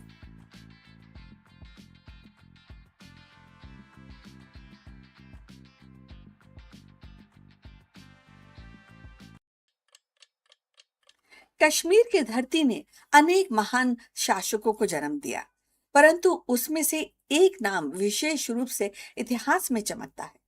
Kashmir की वादियों में जब सत्ता डगमगाने लगी, तब एक महिला ने अपने साहस और बुद्धिमत्ता से इतिहास की दिशा बदल दी। वह थी रानी दिद्दा, विकलांगता के बावजूद अदम्य इच्छा शक्ति वाली शासक, जिन्हें कश्मीर की आयरन वुमन के नाम से भी जाना जाता है। उनका जीवन की जो कहानी है हमें बताती है कि शक्ति केवल शरीर में नहीं होती, बल्कि मन संकल्प में होती है। दिद्या का शासन का लगभग 22 वर्षों तक चला और उनका जीवन साहस, राजनीति की गहरी समझ और अदम्य इच्छा शक्ति का प्रतीक है। दिद्या का जन्म 1924 ईस्वी में हुआ था। बचपन से ही शारीरिक रूप से कमजोर थी। उनकी एक टांग विकलांग थी, लेकिन इस कमजोरी को उन्होंने कभी अपनी शक्ति पर हावी नहीं होने दिया। उनका मनोबल इतना दृढ़ था कि उन्होंने अपने जीवन को एक चुनौतीपूर्ण किंतु प्रेरणादायक यात्रा बना दिया। वह लोहारा वंश की राजकुमारी थी और कश्मीर के राजा क्षेम गुप्त से उनका विवाह हुआ था। विवाह के बाद वे कश्मीर की रानी बनी। क्षेम गुप्त की मृत्यु के बाद दिद्दा ने शासन की बागडोर अपने हाथों में ली। प्रारंभिक रूप में उन्होंने अपने पुत्र अभिमन्यु के साथ शासन किया। 1975 ईस्वी में पुत्र अभिमन्यु की मृत्यु हो गई और दिद्दा ने अपने पोते नरेंद्र गुप्त, त्रिभुवन गुप्त और भीम गुप्त को क्रमशः गद्दी पे बिठाया, परंतु वास्तविक सत्ता उनके हाथ में ही थी।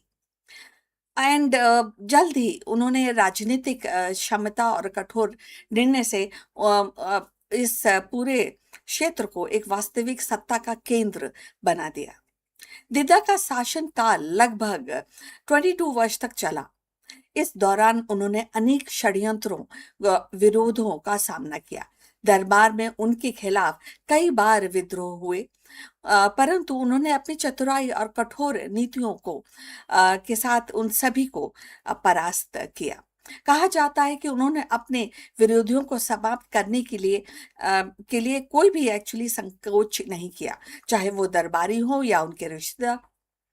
और अगर उनके प्रशासनिक सुधार की बात की जाए तो वो भी काफी बड़े उन्होंने उस समय किए थे, जैसे कि कर व्यवस्था को सुदृढ़ किया और सेना को संगठित किया, सीमाओं की सुरक्षा सुनिश्चित की।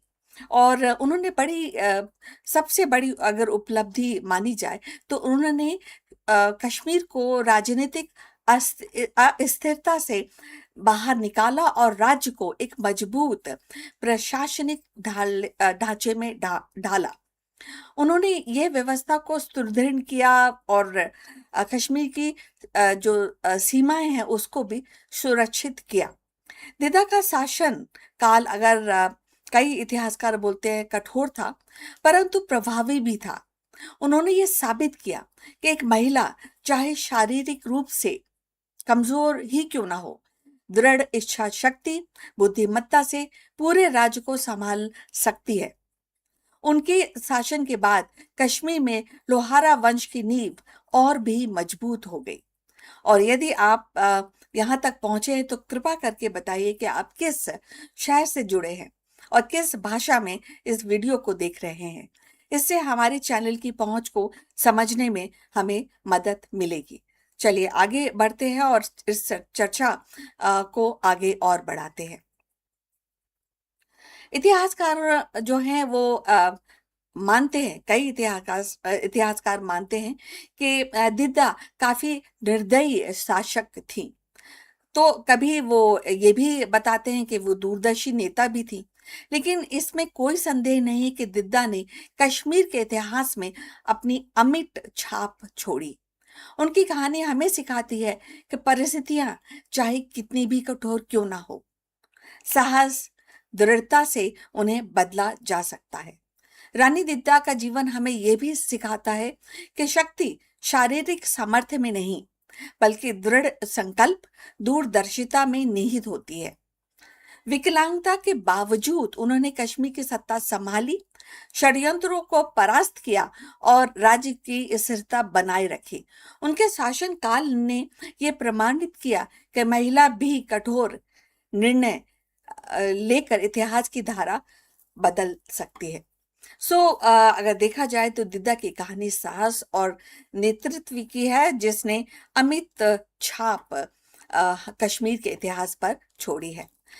कभी कई लोग उनको निर्दयी कहते हैं, कई दूरदर्शी कहते हैं, लेकिन उनकी गाथा हमें ये प्रेरणा देती है कि कठिन परिस्थितियों में भी यदि मनोबल अडिग रहे तो असंभव को भी संभव किया जा सकता है। तो अब हम अपनी चर्चा के अंत तक पहुंच चुके हैं। कृपा करके हमारे चैनल को लाइक और सब्सक्राइब कीजिए और विषय पर अगर आपकी कोई टिप्पणी हो तो उसको भी हमारे साथ साझा कीजिए। अब हम ये समाप्त करते हैं आज की मुलाकात। आपसे फिर बहुत जल्द मुलाकात होगी। तब तक अपना ख्याल रखिए। नमस्कार।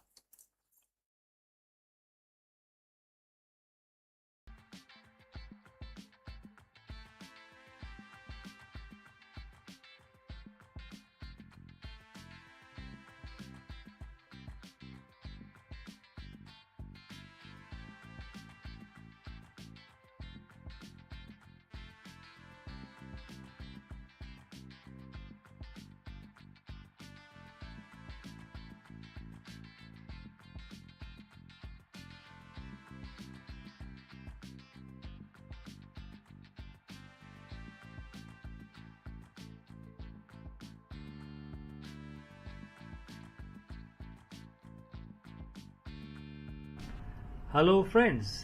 In the high-stake world of corporate leadership, volatility is the only constant. But what separates a good leader from an unshakable one?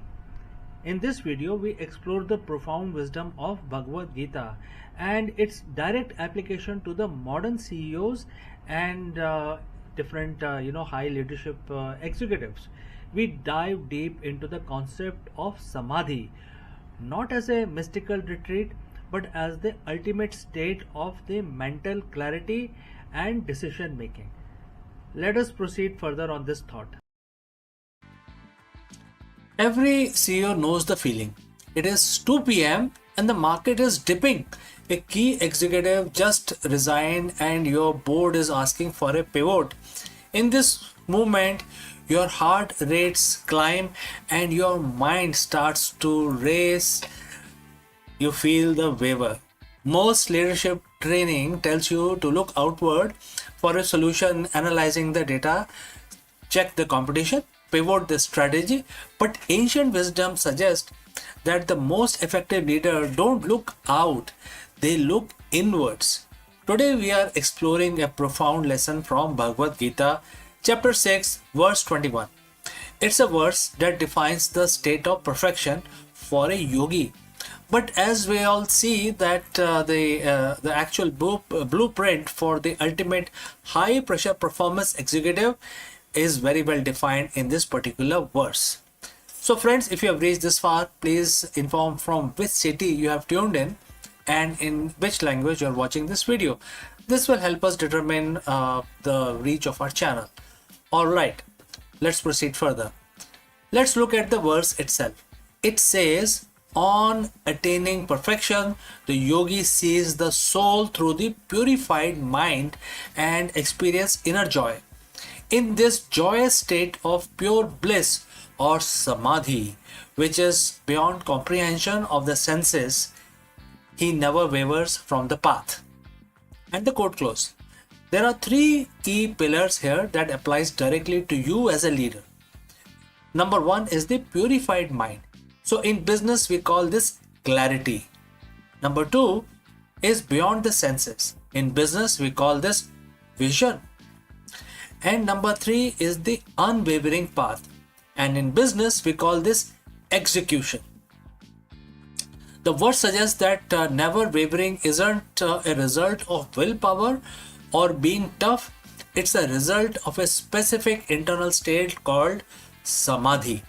The verse states, with seeing through purified mind, what does a dirty or a cluttered mind look like for a CEO? It's a mind filled with noise, fear of failure, the egos and need for validation. Also, distraction of the short-term gains.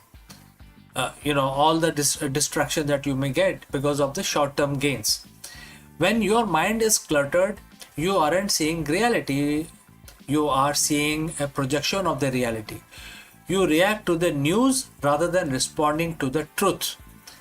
Learning in the context of this verse isn't about reading more spreadsheets. It's about purifying the lens. When a leader purifies their mind through meditation, reflection, or radical honesty, they see the soul of the business. They see the core purpose.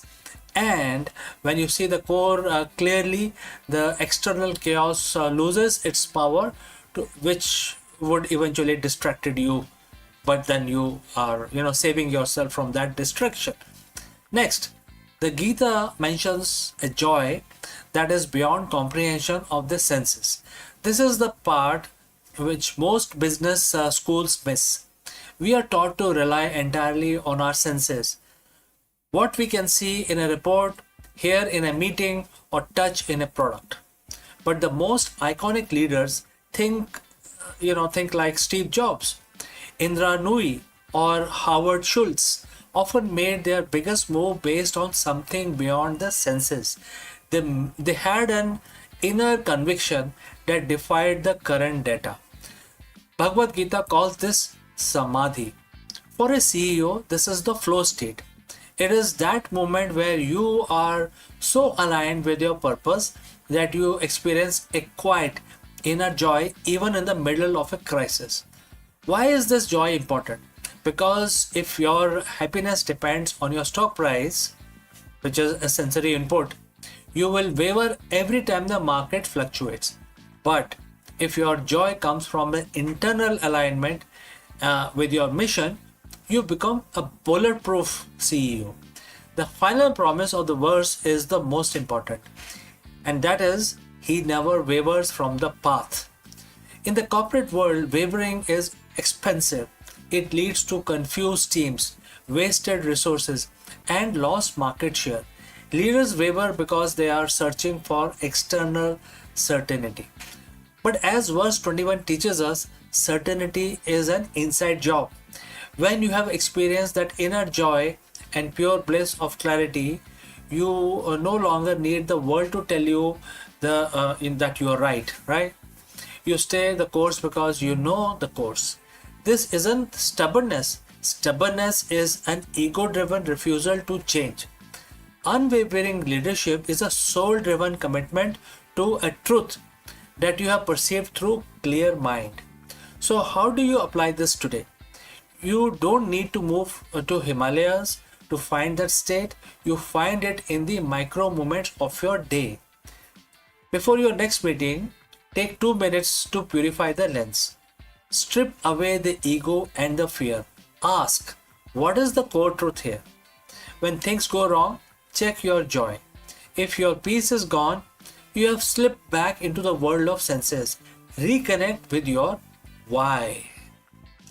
Commit to the path. Once you see the truth through a clear mind, trust it. The best leaders never waver because they aren't following the world. They are leading from a place where the world cannot touch them. So, friends, go forth and lead with that unshakable clarity. We have come to the end of our lesson today. Before I close this session, a word about our affiliate partner. Stop settling for a good enough video. If your built-in laptop camera looks like a grainy mess, it is time for an upgrade. Want to instantly level up your video presence? I like to present the Lenovo Performance FHD webcam. This is a game changer for your desktop setup. Technically, this is packed. It has a very sensitive RGB sensor, very crisp photographs it takes. Also comes with 2 microphones on board, which helps you to record very clear voice in stereophonic format. And these microphones are very sensitive. You can actually move away from the camera up to 2 meters and these microphones will pick up your voice without any problem. This is a very strong piece. This is very sturdy. Comes with tripod ready. Comes with a very long leash, so it gives you a lot of flexibility to place the webcam wherever you want to keep in your studio. And also it has a swivel base, which is also very handy. So if you want to basically level up your game and you want to pick up this camera at a discount, please click on the link here or scan the QR code. Now let's get back to our video.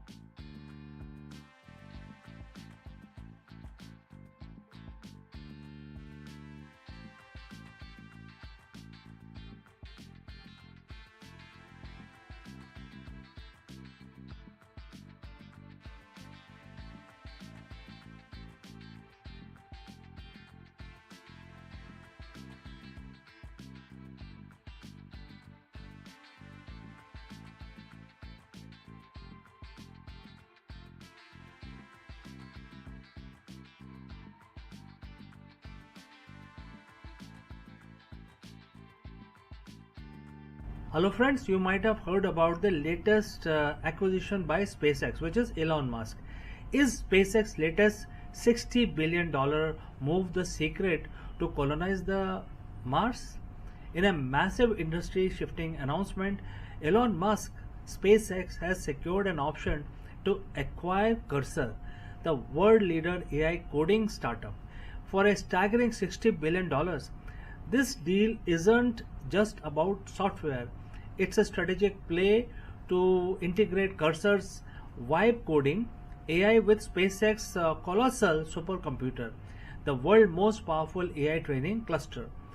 In this video, we break down why Musk is betting $60 billion on AI and how this technology could be the missing link for Starship's autonomous system, deep space navigation, and the massive software infrastructure needed to build a city on Mars.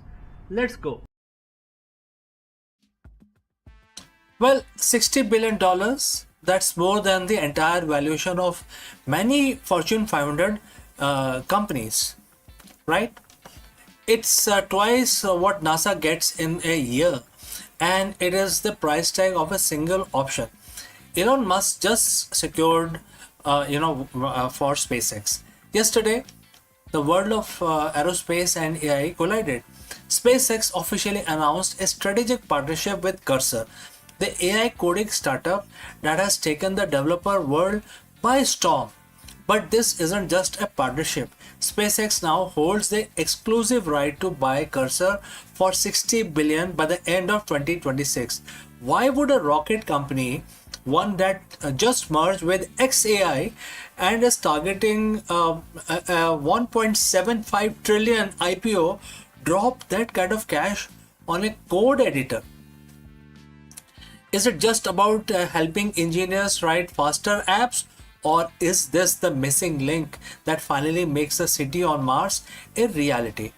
Today we are deconstructing the SpaceX Cursor deal, the colossal supercomputer, and why the road to the red planet is now paved with billions of lines of AI generated code. So friends, if you have reached this far, please inform us from which city you have tuned in and in which language you are watching this video. This will help us determine the reach of our channel. Alright, let's proceed with our analysis. If you aren't a developer, you might not realize how big Cursor has become. It's a fork of the VS Code, but it has been rebuilt from the ground up with AI at its core.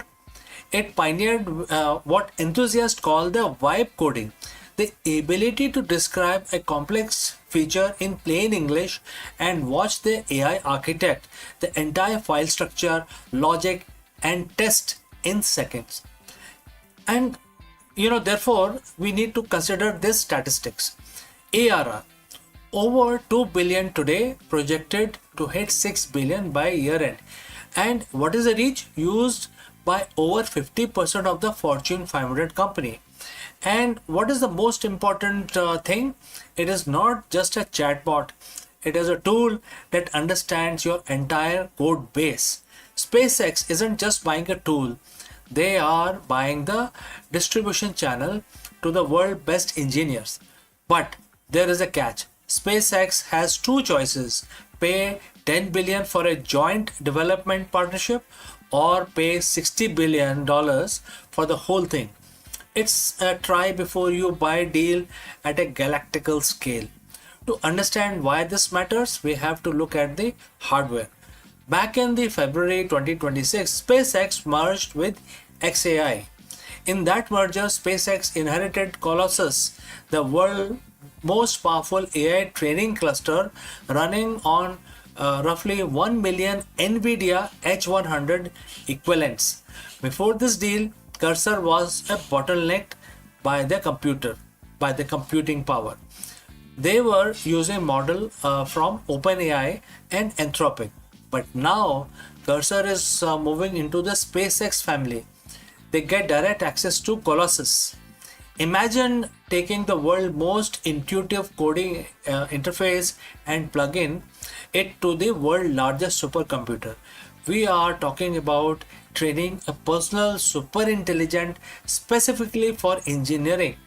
This isn't about building another Grok for Twitter. It's about building an AI that can design a Raptor engine, simulate orbital mechanics, and debug the flight software of a starship in real time. Elon Musk has often said that the hardest part of Starship isn't that rocket, it is the machine that built the machine. To put a million people on Mars by 2050, you need thousands of starships. You need autonomous propellant plants on Martian surface. You need life support system that never fails. The software complexity required to manage a multi-planetary logistics chain is mind-boggling. Currently, writing that software takes thousands of human engineers and millions of man-hours. But with Cursor integrated into SpaceX stacks, accelerated prototyping will be a reality. AI can generate ground control software for the 2028 lunar mission in a fraction of time. It can also achieve autonomous debugging. On a 6 month journey to Mars, you can't wait for a patch from Earth. The ship's AI need to find a fix on its own and also debug the whole software. Next, it is going to create a stairway to Mars. This acquisition suggests that SpaceX is pivoting from being a launch provider to vertical tech stack. Their own internet, which is Starlink, their own AI, which is XAI. Now it could be Cursor also, and the transport, which is the Starship. Let's talk about money. This deal comes just as SpaceX prepare for its rumored 2026 IPO. Analysts are targeting a listing valuation of 1.75 trillion. By securing Cursor, SpaceX is signaling to Wall Street that they aren't just a transportation company, they are deep tech, combination of various companies.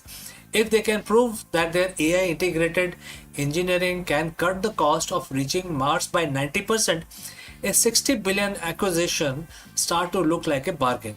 However, not everyone is convinced. Critics point to the anthropic shock earlier this year that wiped billions of IT giants. They ask if this a visionary move or is it another overvaluation in a red hot AI market.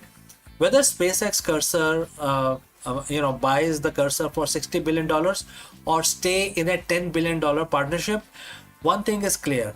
The future of space exploration is no longer just about fuel and physics. It's about intelligence. If Starship is the body that takes us to stars, the AI acquisition is the brain. We are watching the birth of the company that controls the physical and the digital infrastructure of the next century. So friends, what do you think? Is $60 billion fair price for the key to the red planet, or is the AI bubble reaching escape velocity? Let me know in the comments below. And don't forget to like and subscribe for more deep dives into technology shaping our future. I'm CK and I will see you again in the next one. Before I go, I like to say a few words about our affiliate partner. Stop settling for a good enough video. If your built-in laptop camera looks like a grainy mess, it is time for an upgrade. Want to instantly level up your video presence? I like to present the Lenovo Performance FHD webcam. This is a game changer for your desktop setup. Technically, this is packed.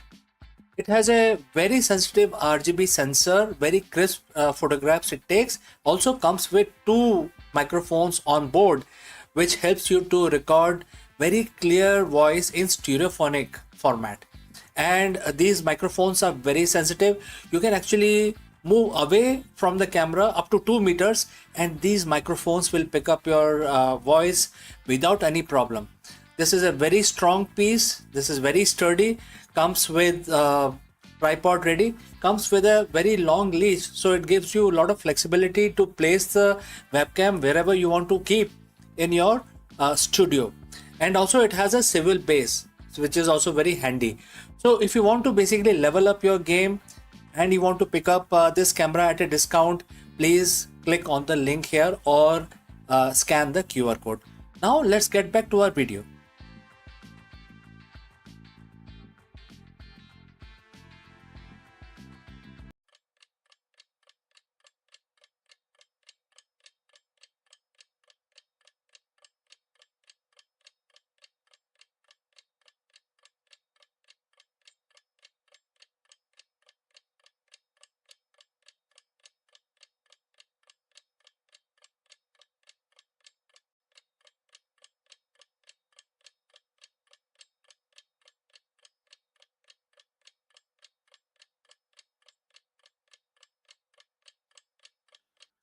Hello friends, Namaskaram, you're most welcome. Your resume is officially a relic of the past. As of today, July 14, 2026, the world's top corporation has stopped looking at where you went to school and started measuring how your brain processes chaos in real time. You aren't now applying for a job anymore. You're entering a high stakes simulation where every click is a data point. So, in this situation, what you should do to get a job? Let's explore this further. Tell me about a time you overcame a challenge. If you have applied for a job in the last decade, you know that question. You have rehearsed that answer. You have polished it. You have delivered it to a panel of people who are trying to read your body language while you are trying to hide the fact that your palms are sweating. But what if I told you that the day of that you know performative, scripted, anxiety inducing interview are fading? Welcome to 2026. If you are currently on the job hunt, you might have noticed something strange. You applied for a position, and instead of getting a request for a Zoom call, you got a link to an interactive simulation, which is a game. Today, we are talking about why your next job interview will be a video game. And more importantly, why the old rules, the ones you have been following since 2010 or even before, might just result in a game over screen before you even get to meet a human being. Let's be honest, the traditional interview is fundamentally broken. It relies on two flawed metrics: the resume, which is basically a marketing brochure, and the interview, which is a test of who is the best at acting. Companies have realized what a well written resume doesn't mean you can solve the problem. It just means you know how to write a resume. And a charismatic interview doesn't mean you have leadership skill. It just means you are good at chatting.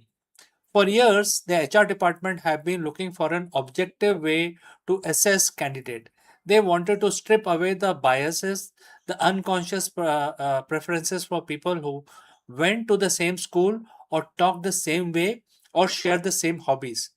They wanted data. They found it in the one place they didn't expect, which is the video game industry. So, what does a gamified interview actually look like in 2026? It is not a Super Mario. You're not jumping over the barrels. You're stepping onto the digital environment, a simulation of the roles you're applying for. Imagine you're applying for a project manager role. Instead of saying, I am good at prioritizing, the game put you in a room. You have three projects with conflicting deadlines, a budget deficit, and a team member who's underperforming. The clock is ticking, the AI is watching. It is not measuring if you win the game, it is measuring how you play. It's tracking your reaction time to the stressors. It is mapping your decision making patterns. It is analyzing whether you prioritize the budget, the team's morale, or the long term strategic goal. You aren't answering a question, you are demonstrating your competency in real time. For the employer, this is a gold mine. They aren't getting your story, they are getting your behavioral data. They can see how you handle the pressure when the screen starts flashing red.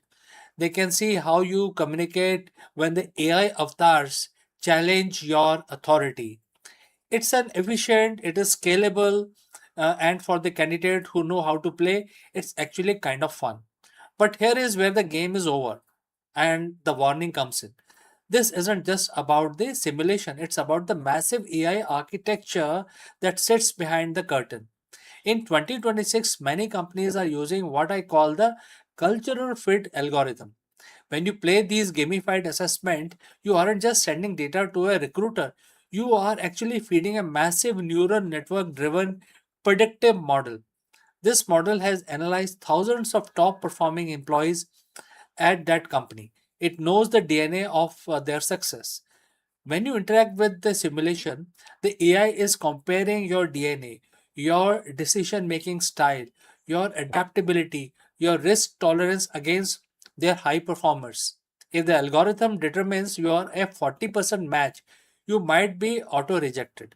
No human ever see your face, no human ever read your cover letter. This sounds harsh, I know, but it is the reality of high volume hiring world in 2026. The algorithm is the gatekeeper and the gatekeeper has no patience for ambiguity. I know it sounds something out of a dystopian science fiction movie, but take a deep breath. There is a massive upside to this shift. Think about the traditional hiring process. You have to hope that the recruiter is in a good mood. You have to hope that they don't have a bias against your university, your accent, or your background. Gamification and AI assessment actually strip a lot of that away. The algorithm doesn't care about the pedigree. It doesn't care about the name on your degree. It cares about your output. It cares about your potential. If you are a talented person who didn't go to an Ivy League school or who has a non traditional background, these games are the best friends. They are a skill first equalizer. You have a chance to prove you can do the work regardless of who you are, where you came from. The interview of 2026 is becoming a meritocracy. You just have to learn how to play the game. So, how do you prepare for an interview that feels like a video game? Stop rehearsing answers. Start training skills. Don't memorize script. You need to sharpen your decision making and your emotional intelligence. Practice high pressure scenarios. Understand the why. If the game presents a crisis, don't just react. Think about the values the company is looking for. Are they a fast paced, risk taker culture or a collaborative, risk averse culture? The game will likely lean towards one of those. Don't panic at the failure state. In many of these simulations, there is no perfect score. The game might intentionally throw a disaster at you to see if you crumble. If things go wrong in simulation, don't shut down. The algorithm is looking for resilience. How you recover from bad movie, um, bad project is often more important than the move itself. The job market is changing. The rules are being rewritten by AI, by data, and by the gamification of your work lives. It can be intimidating, but it's also an opportunity. It means the resume black hole is finally being replaced by a direct assessment of your potential. Your next interview might be a video game, but remember, every game has a tutorial, and now you know what to look for. Stay adaptable, keep your head in the game, get ready to level up your career. Friends, if you have any questions, please do not hesitate to send it across. And I will see you in the next or the next level, next stage, or next level, or the next one. Bye for now.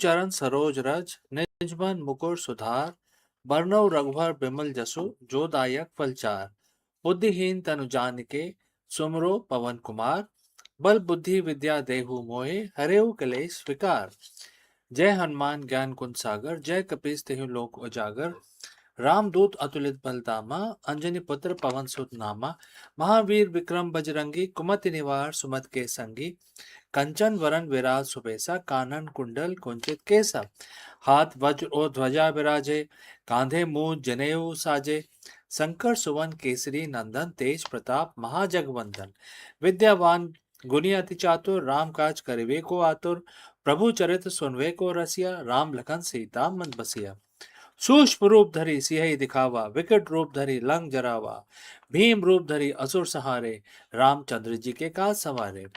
लाए सजीवन लखन जी आए, श्री रघुबीर हर्ष उर लाए, रघुपत कीनी बहुत बड़ाई, तुम मम प्रिय भरत संभाई। सहस बदन तुमरो यश गावे, अस कही श्रीपति कंठ लगावे, सनकादिक ब्रह्मादि मुनीसा, नारद सारद सहित अहिसा। जम कुबेर दिक्पाल जहाँ थे, कवि कोविद कही सके कहाँ थे, तुम उपकार सुग्रीव ही कीना, राम मिलाए राजपद दीना। तुमरो मंत्र विभीषण माना, लंकेश सर्वै सब जग जाना, जुग सहस्त्र जोजन पर भानु, लील्यो ताहि मधुर फल जानु। प्रभु मुद्रिका मेल मुख माही, जलधि लांघे अचरज नाही, दुर्गम काज जगत के जेते, सुगम अनुग्रह तुम्हरे तेते। राम दुआरे तुम रखवाले, होत न आज्ञा बिन पैसारे, सब सुख लहे तुम्हारी सरना, तुम रक्षक काहू को डरना। आपन ते समारो आपे, तीनों लोग हाँकते कापे, भूत पिशाच निकट नहीं आवे, महावीर जब नाम सुनावे। नासे रोग हरे सब पीरा, जपत निरंतर हनुमत बीरा। संकट ते हनुमान छुड़ावे, मन क्रम भजन ध्यान जो लावे। सब पर राम तपस्वी राजा, तिनके काज सकल तुम साजा। और मनोरथ जो कोई लाए, सोई अविद जीवन फल पाए। चारों जुग प्रताप तुम्हारा, है प्रसिद्धि जगत उजियारा। साधु संत के तुम रखवाले, असुर निकंदन राम दुआरे। अस सिद्धि नौ निधि के दाता, अस पर दीन जानकी माता। राम रसायन तुमरे पासा, सदा रहो रघुपति के दासा। तुमरो भजन राम को पावे, जन्म जन्म के दुख बिसरावे। अंत काल रघुबर पुर जाई, जहाँ जन्म हरि भक्त कहाई। और देवता चित न धरे, हनुमत से ही सब सुख करे। संकट कटे मिटे सब पीरा, जो सुमरे हनुमत बलबीरा।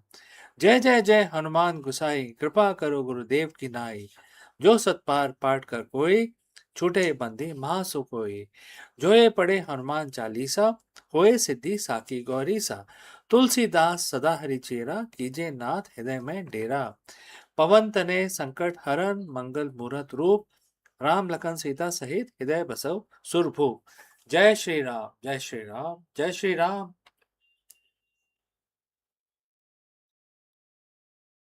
रिकॉर्ड हुआ कि नहीं हुआ?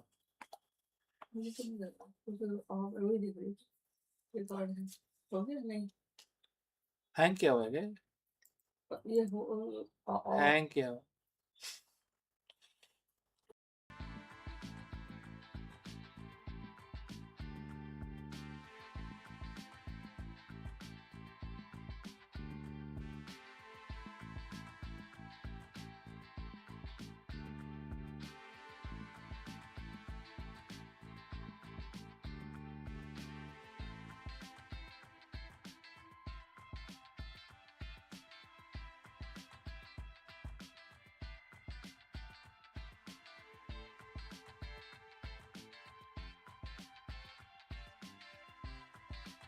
In the grand symphony of India's philosophical heritage, Rishi Jamini's voice rises like a drumbeat of duty, which is steady, resonant, and timeless.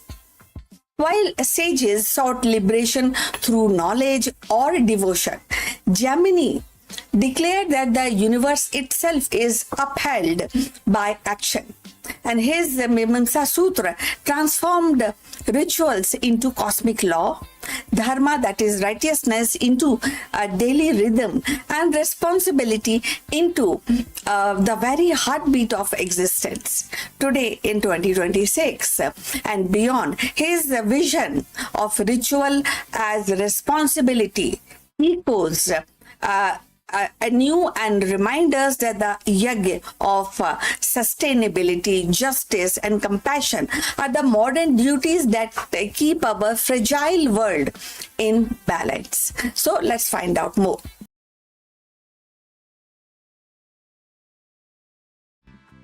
In the vast constellation of Indian races, Rishi Jamini shines as the discipline of Vyas, or the architect of Purva Mimamsa Sutra. His work carved a distinct path of Hindu philosophy, one that emphasized the authority of Veda and the sanctity of ritual. And of course, it is also a binding power of dharma, which is righteousness. Whether other schools sought liberation through knowledge or devotion, Jaminis Mimimsa place the spotlight on the action rituals, as they actually turn out as a bridge between humanity and the cosmic order. So Jamini's contribution to Hinduism was profound, and definitely it is profound even today. He argued that Vedas are eternal and self-validating and required no external proof. So, in his vision, the ritual prescribed in Vedas were not mere a symbolic act but an engine of cosmic harmony. Each mantra and each offerings was a thread in the tapestry of dharma, which is righteousness, and sustaining balance between seen and unseen world. For Jamini, liberation was not the ultimate goal. Rather, the fulfillment of duty and the perpetuation of order were paramount. In his philosophy, he gave Hinduism a framework where the rituals were not a superstition but science, and exacting the discipline that aligns human life with universal rhythm. So if you have reached this far, please inform us from which city you have tuned in and in which language you are watching this video. That will help us to determine the reach of our channel. So, moving forward, Mimamsa school also sharpened the tools of logic and hermeneutics. The Jaminis Sutra developed a method to interpret Vedic injunctions, resolve contradictions, and establish principles of meaning. In doing so, he laid the groundwork for later Indian philosophy, influencing Vedanta and Nyaya and even the Buddhist thought. His insistence on autonomy of language and ritual created a tradition where the intellectual rigor and the spiritual practice walked hand in hand. So when we talk about the relevance in 2026 and beyond, it is very much resonating, and it is definitely unexpected ways which need to be practiced to know more about this. As humanity grapples with the climate change, technological disruptions, and ethical dilemmas, his emphasis on rituals as responsibility acquire new meaning. Ritual in the modern sense can be seen as sustainable practice or civil duties or collective action that preserve the balance, that create the balance in many of the aspects of human life and cosmos. Just as Vedic duty maintained cosmic order, today's ritual, whether recycling or meditating or community service, can be viewed as an act of dharma, which is righteousness and sustaining planetary harmony. Moreover, Jamini's focus on action over metaphysical expectations speaks to generation and immersed in pragmatism. In an age of AI and quantum uncertainty, his philosophy reminds us that the meaning is not only in abstract theories but in lived practices. So the Mimimsa insistence on authority of tradition parallels the contemporary debate on cultural continuity and ethical framework in a rapid changing world. So in his teaching, we and people who believe in that, they are encouraged to honor the inherited wisdom while applying also into a modern challenges. So philosophical parallels to Mimimsa. So we can actually dive deep into these parallels beside Mimimsa. So these philosophies of Mimimsa are definitely also being offered by other schools of thoughts. And in spirit, definitely there are other schools of thought which is somehow compared to Mimimsa school, and which emphasizes on the ritual actions and duty, and that echo you will find in Confucius teaching and theories. So as Mimimsa in Confucian's thought, they also elevate rituals as the foundation of social and cosmic order. So moving forward, if we talk about modern secular rituals like national ceremonies, civil observations, and even the scientific protocols that definitely embody the Mimimsa spirit, and ritualized action and sustains collective meaning. So Rishi Jamini's legacy is not confined to the past, because the kind of ritual he's talking about, which is very much prevalent even in today's time, and that definitely give a benefit of responsibility in these rituals. And his Mimimsa Sutra reminds us that the universe is upheld not only by knowledge or devotion, but by rhythm of responsibility and the action which we do with the responsibility. In 2026 and beyond, as the humanity faces cries that demands collective discipline, his voice echoes, and dharma is not distinct. That means the righteousness is not distinct. It is enacted daily. So it is a practice, it is a responsibility, it's a rhythm, and it is also a ritual. The rituals of sustainability, justice, compassion are definitely our modern actions or duties, or we can call it yagyas, binding us to the cosmos. So in this way, Jamini's vision continues to guide us not towards escape from the world, but towards its preservation and beyond, to get the right kind of output for human life.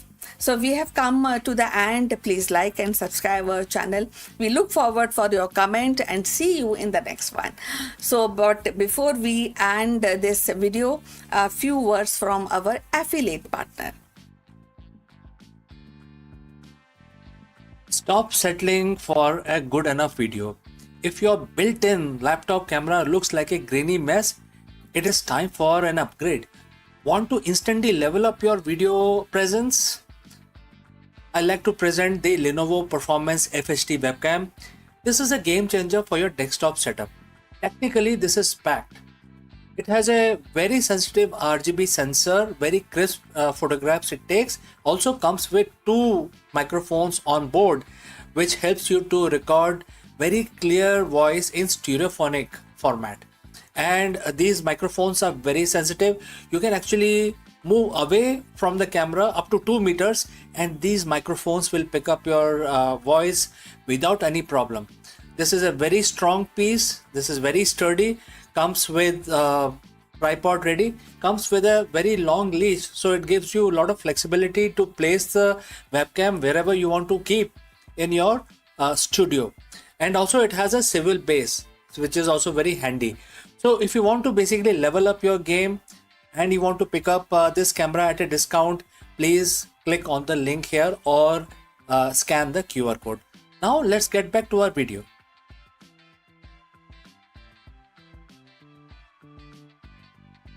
In the boundless silence of space, where the radiation lashes like an invisible storm and the vacuum strips away every trace of comfort, one would expect life to flutter. Yet, against all odds, tiny fungal spores have endured, and their survival is more than a scientific curiosity. It is a defiant proclamation that biology is tougher than we have imagined. Cloaked in a melanin armor, suspended in metabolic stillness, these microscopic voyagers cling to existence in the most hostile frontier known to mankind. So let's find out more about this. In the cold silence beyond Earth's protective atmosphere, where the radiation storm rages and temperatures plummet, life is not expected to endure. Yet, in the recent experiment, which have revealed a startling resilience, certain fungi, hardy and unyielding, have survived prolonged exposure to deep space condition, and their survival challenges our assumption about the fragility of biology and raises profound questions about possibility of microbial hitchhikers journeying to the Mars. So scientists have placed spores of extramophilic fungi aboard orbital platform, exposing them to the cosmic radiation, vacuum and the relentless cycle of solar flares.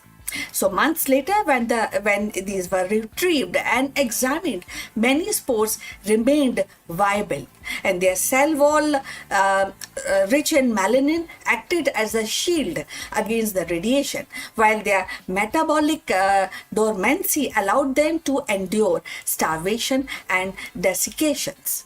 So what seems like a death sentence become a testament to evolutionary ingenuity. So these organisms born in shadow of Earth's ecosystem proved capable of weathering the hardest frontier. So if you have reached this far, please inform us from which city you are watching us and which language you are watching this video. This will help us to determine the reach of our channel. So going forward, the implication of ripple outward. So if the fungi can survive the journey, so too might bacteria or other microbes. And these raises a specter of forward contamination, the accidental transport of Earth's life to the Mars. A single resilient spore nested in the crevice of spacecraft could seed alien soil, and implication the search or implicating for indigenous Martian life. So the line between the discovery and contamination grows perilously thin. For planetary protection agencies, the survival of fungi is both a marvel and a warning. Yet there is another perspective, and that is we are talking about opportunity. If the fungi can endure space, they might one day serve as allies in colonization. And their ability to recycle nutrients, break down the waste, and even produce protective compound could make them invaluable partner for astronauts establishing habitats on Mars. Imagine fungal bioreactors converting Martian logith into fertile soil, or shielding domes infused with melanin to observe the radiation. So what begins as a survival experiment could evolve into a cornerstone of extraterrestrial agriculture and medicine. The survival of fungi also touches on the deeper philosophical questions, and that is life. And it seems it is like a fragile frame, easily extinguished, but can the strong force that can cling to existence wherever it can. So the cosmos, the vast and indifferent it may be, but it not empty with the possibilities. And each spore that endures in the orbit whispers of resilience, of stubborn refusal of biology to yield. In their microscopic triumph, the fungi remind us that life is not confined to Earth.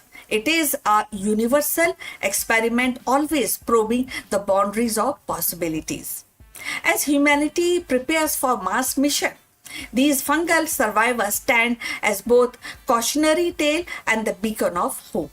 They warn us that the thread of this survival, we have to actually deal with careful insight, and least we overwrite Martian biology with our own. But they also inspire us to imagine a future where Earth's smallest organism help us to thrive on very distinct world, and in quiet endurance of these spores drifting through space, we glimpse the persistence of life itself, unyielding, adaptable, and forever reaching to new horizon, new boundaries. In the quiet resilience of these spores drifting unbroken through the cosmic abyss, we glimpse a truth larger than any single experiment. Life is not fragile, but defined. The fungi that endures in the deep space remind us that the biology is a force that adapts, persists, and seeks footholds even in the most hostile realm. As humanity prepares to step into the Mars, their survival is both a warning and a promise. Warning us to guard against the contamination, yet promising that life itself may be our greatest ally in the journey beyond Earth. So, in the void where the silence resigns, the spores whisper, a timeless refrain. A life refuses to die, and it is a refusal, it is a carrier that the seeds of tomorrow's world. So we have come to the end. Thanks for watching this, and we look forward for your comment. At the same time, we request you to subscribe our channel. See you in the next. But before we go further, a few words from our affiliate partner. Stop settling for a good enough video. If your built-in laptop camera looks like a grainy mess, it is time for an upgrade. Want to instantly level up your video presence? I like to present the Lenovo Performance FHD webcam. This is a game changer for your desktop setup. Technically, this is packed.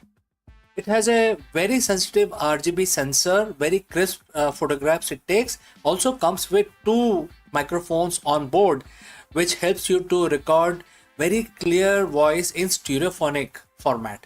And these microphones are very sensitive. You can actually move away from the camera up to 2 meters, and these microphones will pick up your voice without any problem.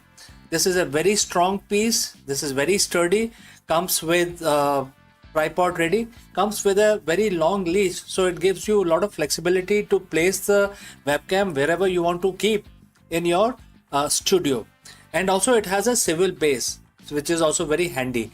So if you want to basically level up your game and you want to pick up this camera at a discount, please click on the link here or scan the QR code. Now let's get back to our video.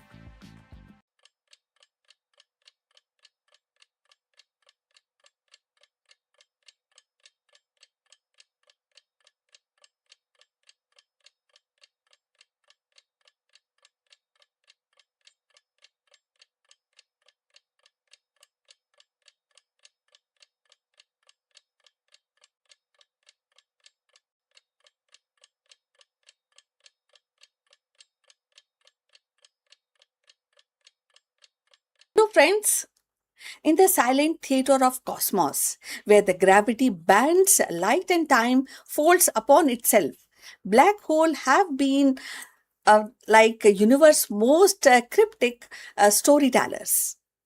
They swallow star as a whole, erased galaxies from the sight, and yet, paradoxically, may never truly destroy what they consume. For decades, physicists have stood at the edge of this mystery, staring into the event horizon and asking the unanswerable. Does universe forget? No, the situation is like as if we are listening echoes of abyss, and there definitely is a black hole paradox. Now, a new whisper rises from the depth, the idea that black hole leave behind tiny quantum remnants, eternal seeds that cradle the memory of everything which they have consumed. So these invisible relic could be universe way of keeping its secrets intact, maybe rewriting the laws of oblivion itself. So it is a revelation that turning destruction into preservation, chaos into cosmic order, and perhaps offer humanity its first glimpse into how universe remember its own story. So let's find out more about this. In the vast silence of cosmos where the light itself bends and time trembles, black holes have long stood as the universe's most enigmatic sentinels, devoid of matters, keepers of secrets. For decades, physicists have wrestled with the haunting question: when a black hole dies, what happens to the information it once consumed? Does it vanish forever? Define the laws of quantum mechanics, or does the universe find a way to remember? Now, the researchers propose a daring answer that black holes do not erase information but leave behind tiny remnants, quantum seeds that preserve the memory of everything that ever fall within their grasp. So these remnants, smaller than atom yet infinitely dense, could be universe way of keeping its leisure balanced. A cosmic archive written in the language of gravity and light. So imagine the final movement of black hole's life, hawking radiations and faint whispers of quantum particles escaping its event horizon and grows stronger as the black hole shrinks. For years, scientists believed that this evaporation could end in nothingness, a complete disappearance. But now a new theory suggests otherwise. As the black hole nears its end, it's stabilized into minute scales like relic, a fragment of space-time so compressed that it cannot evaporate further.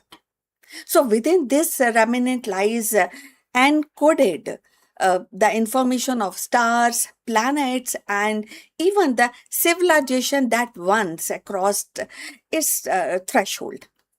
So this idea actually bridges the chaos between the Einstein's relativity and a kind of quantum mechanics. So there are two pillars of physics that have long refused to speak the same language. So relativity describes the grand architecture of space-time, while the theory governs the subatomic dance of particles. So the black hole paradox has been their battlefield, a place where the both theories seems to fail. But if the remnants truly exist, they could serve as translator between these worlds, preserving the quantum information and within the fold of curved time and space. So the implication ripple outward. If every black hole leaves behind a remnant, then the universe may be kind of full of these invisible grains of infinite density, silent witness of cosmic history. So these remnants could even account for a part of mysterious dark matter that shapes galaxies yet remains unseen. So for each one would be a miniature vault of memory holding the echoes of creation itself.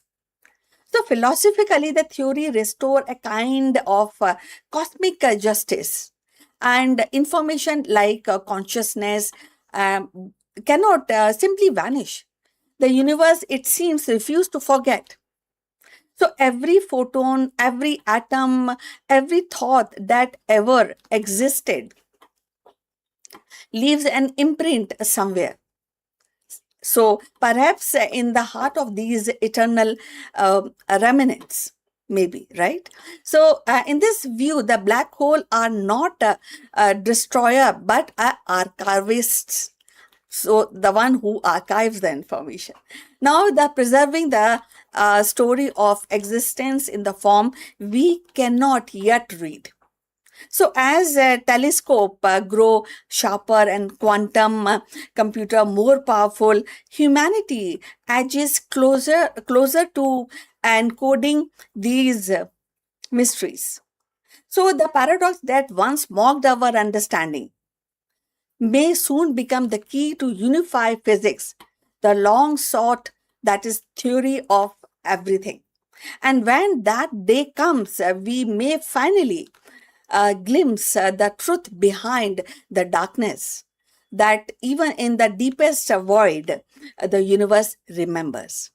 So, friends, if you have reached this far, please inform us from which city you have tuned in to this live streaming, and this will help us to determine the reach of our channel. Now, let's continue with our discussion.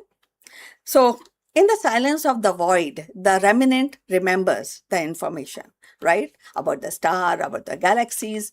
And so the paradox that once haunted physics finds a poetic resolution.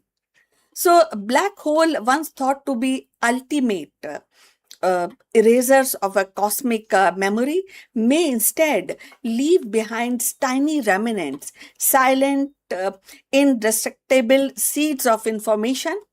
So, in their shadow lies not oblivion but a preservation. Every star consumed, every photon swallowed, and every whisper of matter that etched into the eternal fragments, ensuring that the universe actually does not forget anything. So, what began as a riddle between the relativity and the quantum mechanics now unfold as a promise that even in the deepest darkness, memory endures.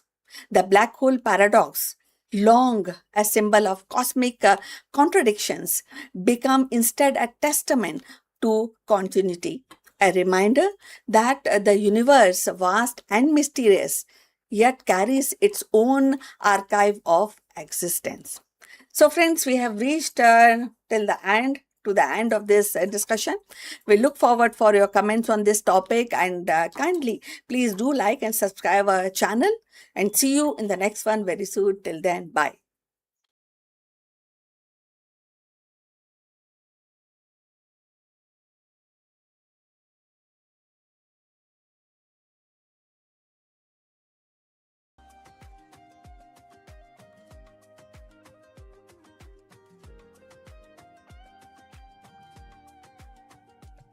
The biggest question today that we have to tackle is, why does everything exist at all?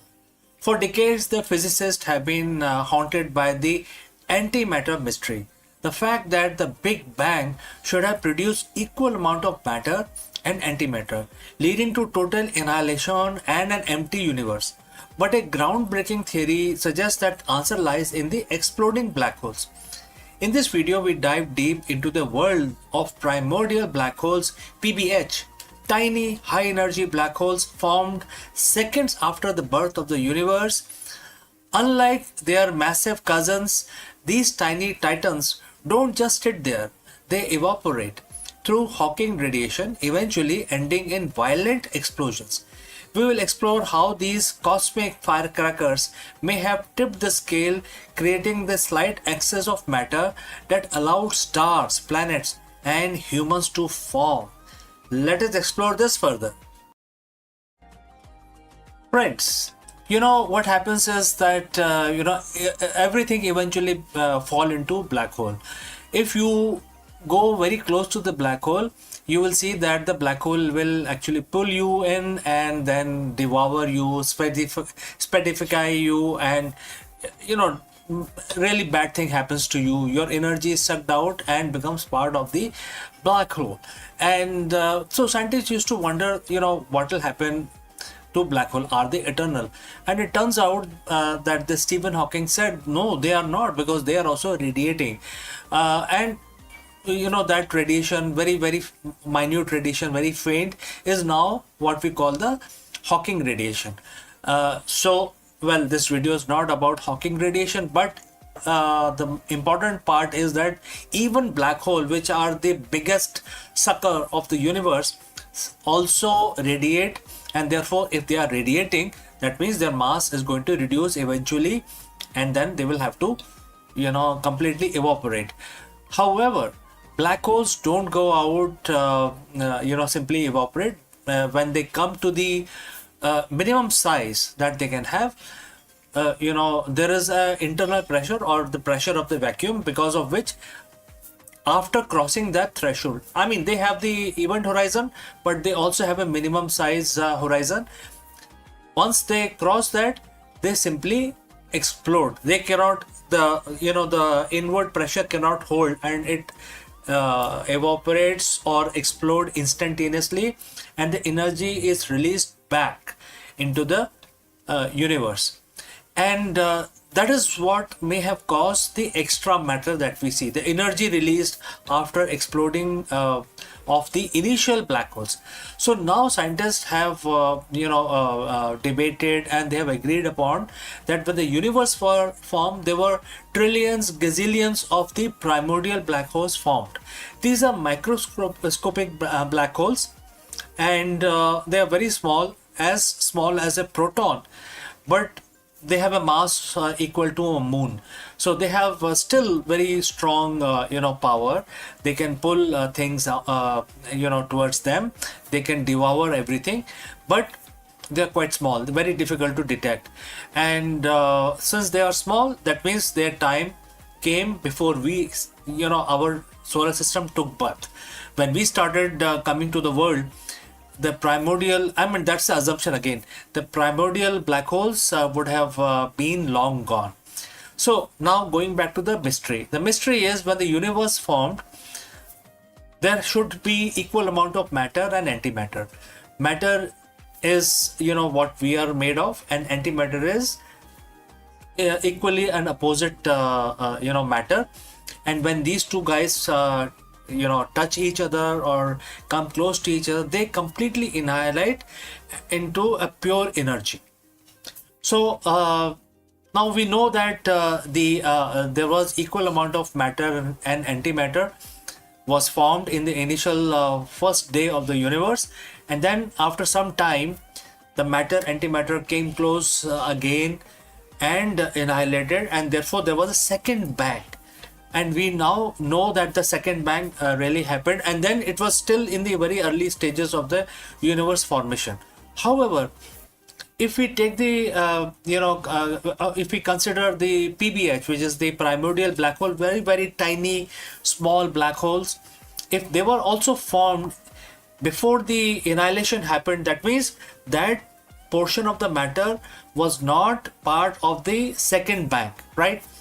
That means the second bang happened, the matter and antimatter collided and exploded with releasing a lot of energy into the space. However, the PBH were out of this explosion, and they evaporated, releasing a lot of matter. And that is where the mystery of why we do not see antimatter in the space. Whatever we see today using our very advanced telescope, we don't see anything made of antimatter. We see everything made of electrons, protons, neutrons, atoms. All of this is matter, and we don't see. Although we can make antimatter in the laboratory, but it does not last, because it's very difficult to hold the antimatter. It will mix with matter and annihilate in pure energy, and nothing is left. It's a matter antimatter explosion is the best explosion, best release of energy, because there are no byproducts out of that. Pure energy is released. So So when we don't see antimatter in the universe naturally occurring, that gave rise to the mystery, and that is what we are discussing today. What happened to the antimatter and why we exist at all? I mean, when matter and antimatter were produced, and then the second bang happened, then from where this matter remained in the universe, of which we are all made of, all the stars in the heavens, all the planets, all the living beings are made of matter. So scientists are now saying that the PBH may be responsible, because PBH would have survived the second bang, and then later they evaporated, releasing the energy, which then condensed into matter. And there was no question of antimatter, that energy condensing into antimatter.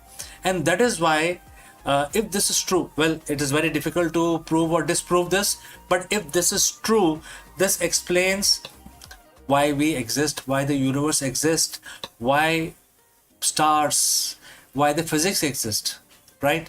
So this is something which I wanted to discuss in the universe section today.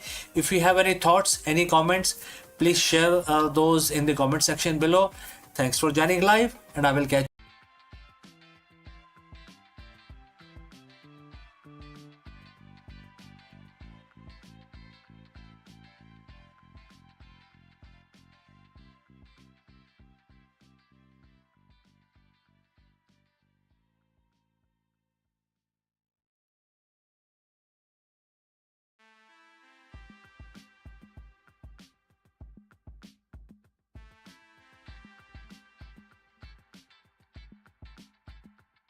In the world where the science keeps redrawing the boundaries of what we know, the discovery of first detailed smell map of human nose feels almost poetic, isn't it? A revolution of order hidden within the chaos. For centuries, we believed scent was simple chemical whisper, drifting aimlessly into breath.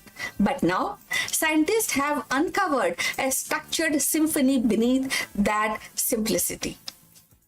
A network of olfactory receptors arranged with precision and each tuned to its own molecular melody. And this breakthrough doesn't just rewrite the biology textbook, it opens a door to the future of sensory intelligence. So let's find out more. The human nose has been treated as a simple gateway to scent, a passive receptor of invisible molecules drifting through the air. But recent research has shattered the notion. Scientists have now unveiled the first detailed smell map of the nose, a discovery that redraws the boundaries of sensory biology.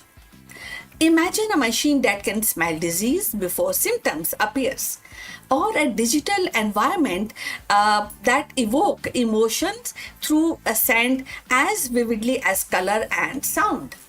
So the nose now, once underestimated, has become a frontier of innovation, a living code that could teach technology how to feel.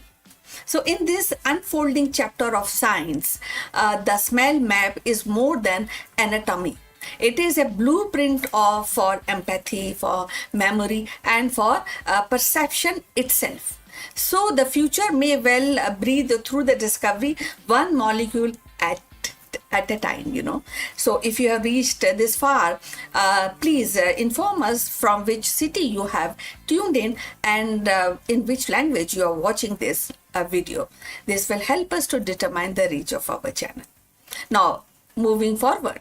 So in this new map, olfactory receptors are not scattered randomly as once believed. They form an intricate neighborhood, each tuned to specific chemical families, treating as a living mosaic of perception. So the nose, it turns out, is not just a detector. It is an active interpreter, translating molecular patterns into emotional and cognitive experiences. So this breakthrough overturns the decades textbook models. It suggests that smell is far more complex and then a simple signal and sent to the brain. So it is dynamic conversation between biology and memory.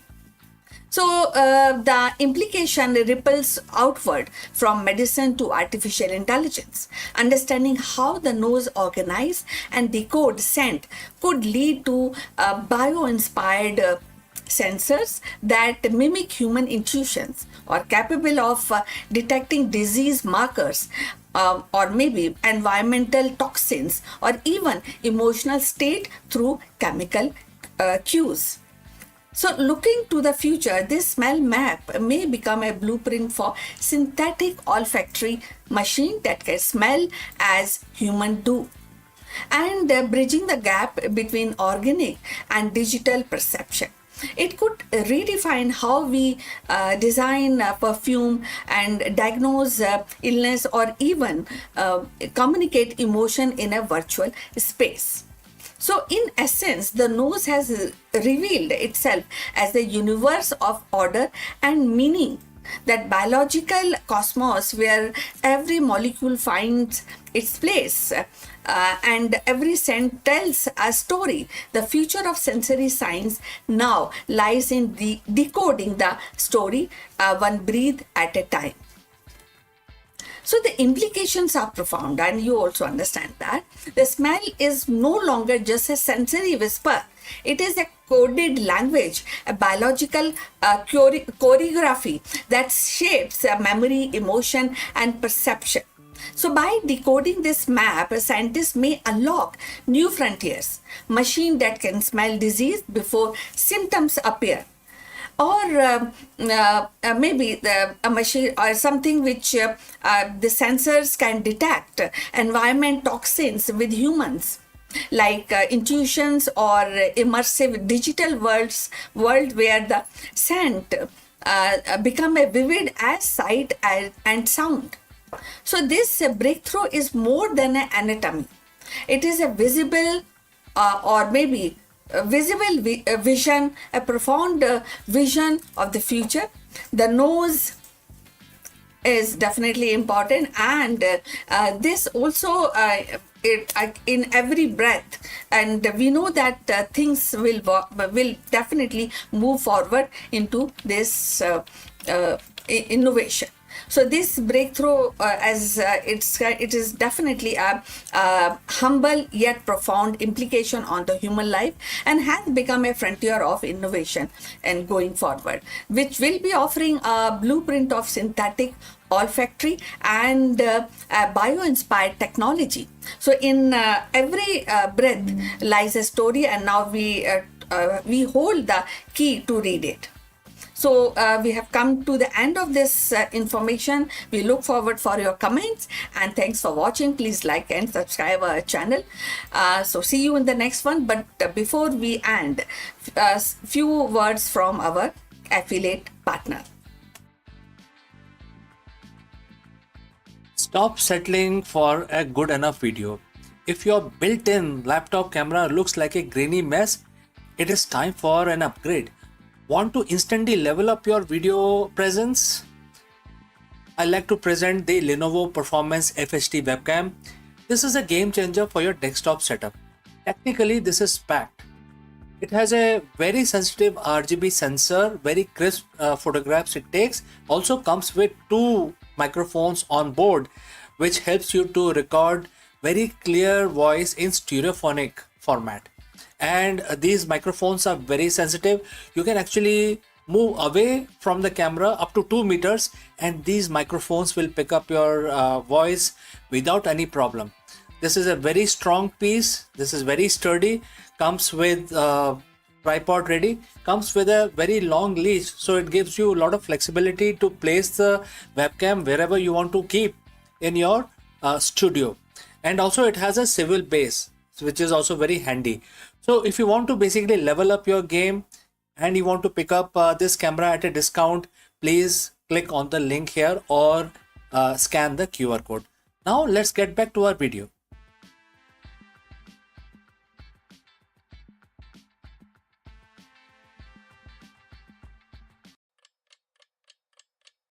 Hello दोस्तों, नमस्कारम। आप सबका स्वागत है। हाल ही में America और Iran के बीच में एक डील हुई है जिसमें उन्होंने कहा है कि अब जो स्टेट ऑफ हॉर्मुज़ है पूरी तरह खुल गया है, हमारा एग्रीमेंट हो गया है। और इस खबर के आते ही जो प्राइस है क्रूड ऑयल का वो गिर गया है, $75 आ गया है। आपको पता होगा कि जो क्रूड का जो प्राइस था वो 100 के ऊपर जा रहा था, लेकिन अब 75 पे आ गया है, कल ही आया है। और ऐसा बोला जा रहा है कि और गिरेगा। तो क्योंकि प्राइस गिर रहा है, इससे क्या नए खतरे का हमें आभास हो रहा है? ऐसा है कि इस पर्टिकुलर एग्रीमेंट में कोई नया युद्ध के बारे में कुछ बातें हैं जो बाहर आ सकती हैं। तो इस वीडियो में हम इस बात का एक चर्चा करेंगे, एक डिस्कशन करेंगे कि अगर $50 से नीचे प्राइस आ गया तो दुनिया के अर्थव्यवस्था को लेके क्या चिंता करनी चाहिए, और इसके बाद कुछ और हमारे ऊपर कोई विपदा तो नहीं आने वाली है। इसके बारे में हम डिस्कशन करते हैं इस वीडियो में। तो चलिए आगे बढ़ते हैं। तो दोस्तों, हम सबको मालूम है कि पिछले कुछ महीनों में स्टेट ऑफ हार्मूज के आसपास क्या हुआ। अमेरिका और ईरान में आपस में लड़ाई हुई, और पहले तो ईरान ने स्टेट ऑफ हार्मूज को बंद किया, इधर उधर बमबारी की। उसके बाद अमेरिका ने उसको बंद कर दिया, करीब 1 महीने से ज़्यादा हो गया अमेरिका ने उसमें ब्लॉकेड लगाया हुआ है। उसकी वजह से जो क्रूड ऑयल का प्राइस है वो आसमान छू गया, 110 120 तक पहुंच गया। और आप देखिए, अगर आप इस जियो पॉलिटिक्स में कुछ रुचि रखते हैं तो आपको पता होना चाहिए कि जो क्रूड ऑयल है उसके सबसे बड़े बायर कौन है दुनिया में। अफ्रीका के कंट्रीज नहीं है, अमेरिका भी एक बड़ा बायर है, लेकिन उसके पास तो ऑयल है काफ़ी, काफ़ी दुनिया का ऑयल कंट्रोल करता है। और सबसे जो बड़े बायर हैं जिनके पास ऑयल नहीं है वो है चाइना और इंडिया। तो ये दो देशों को काफ़ी महंगा ऑयल खरीदना पड़ा पिछले कुछ महीनों में, और फिर काफ़ी जद्दोजहद हुई, कोई कहीं से खरीद रहा है, कोई कहीं से खरीद रहा है। तो इंडिया ने भी ये सब काम किए। तो बहरहाल सब लोग जो ऑयल प्रोड्यूस करते हैं, including Russia, they were very happy कि भाई प्राइस बढ़ गया तो हम पैसे कमा रहे हैं। तो ये जो लड़ाई हो रही थी उसके ऊपर से ये बात करते थे कि भाई बुरी बात है, बुरी बात है, लेकिन अंदर अंदर बड़े खुश हो रहे थे। अब क्या हुआ है कि पिछले 2 दिनों में खबर आ रही है कि अमेरिका और ईरान का जो एग्रीमेंट है वो पूरा हो चुका है। और खबर आते ही प्राइस जो है ऑयल का एकदम $75 आ गया। कल के मैं रेट बता रहा हूँ, आज का मैंने अभी चेक नहीं किया है, लेकिन कल $75 आ गया। $75 एकदम से गिरावट आई है। तो जो पैसे जो कमा रहे थे, जो कंट्रीज जो खुश थे, पैसे कमा रहे थे, लेकिन ऊपर-ऊपर से दिखा रहे थे शांति होनी चाहिए, ब्ला-ब्ला बोल रहे थे। लेकिन अब वो $75 आ गया तो उनकी इनकम में थोड़ी गिरावट आएगी, और कॉन्सिक्वेंटली क्या होगा कि जो मेजर बायर है व्हिच इज़ इंडिया और चाइना, इनको थोड़ी राहत मिलेगी।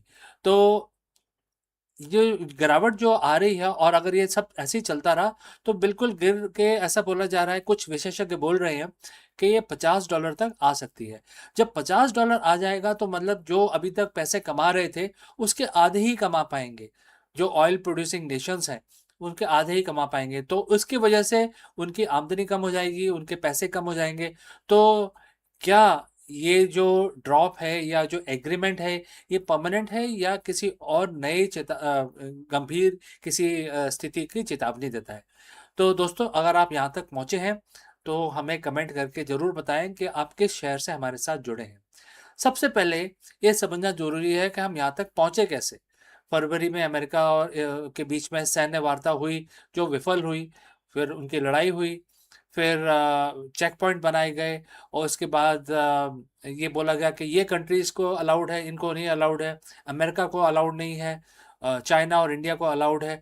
बैकडोर बहुत डिस्कशन चल रहा था, और जो देश ऐसा लग रहा था जो ईरान के दुश्मन है नेबरहुड के अंदर, जैसे कतर है, यूएई, वो भी अपने बैकडोर डिस्कशन कर रहे थे, और कोई नहीं चाहता था कि वहाँ पे और तबाही हो, क्योंकि अल्टीमेटली अगर वहाँ तबाही होगी तो ऑयल का प्राइस, जो ग्लोबल ऑयल का प्राइस है, आसमान छू देगा। तो उसके बाद धीरे धीरे वो कंट्रोल रिएक्शन चलता रहा, एक दूसरे को धमकियां देते रहे लोग, लेकिन फाइनली कल जाके डोनाल्ड ट्रंप ने बोला है कि हमारा वर्बल एग्रीमेंट हो गया है। हालांकि अभी ये साइन नहीं हुआ है, वर्बल एग्रीमेंट हो गया है। जैसे ही ये खबर आई प्राइस एकदम नीचे लुढ़क गया, $75 हो गया, विच इज़ रीजनेबल। मैं ये नहीं कह रहा हूँ कि अच्छी बात है कि बुरी बात है, लेकिन क्योंकि अब प्राइस कम हो रहे हैं जिससे अमेरिका को कोई फर्क नहीं पड़ता। प्राइस कम होने से अमेरिका को कोई फर्क नहीं पड़ता, बिकॉज अमेरिका के पास तो सऊदी का ऑयल है उनके पास। ईरान के साथ अब दोस्ती हो गई है, अभी साइन होना बाकी है, लेकिन वेनेजुएला का जो टॉप ग्रेड ऑयल है वो उनके पास है। फर्क पड़ता है ब्राज़ील, इजराइल और सऊदी को, तो उनके पैसे कम हो रहे हैं। तो उसकी वजह से अब क्या होगा, आगे क्या होगा? दोबारा से कुछ देश नाखुश हो जाएंगे और लड़ाई पे जाने की बात करेंगे, या जो जियोपॉलिटिक्स है वो एक नया रूप लेगा, क्योंकि अल्टीमेटली जो 75% दुनिया का जो ट्रेड होता है, ग्लोबल ट्रेड, वो ऑयल ही होता है।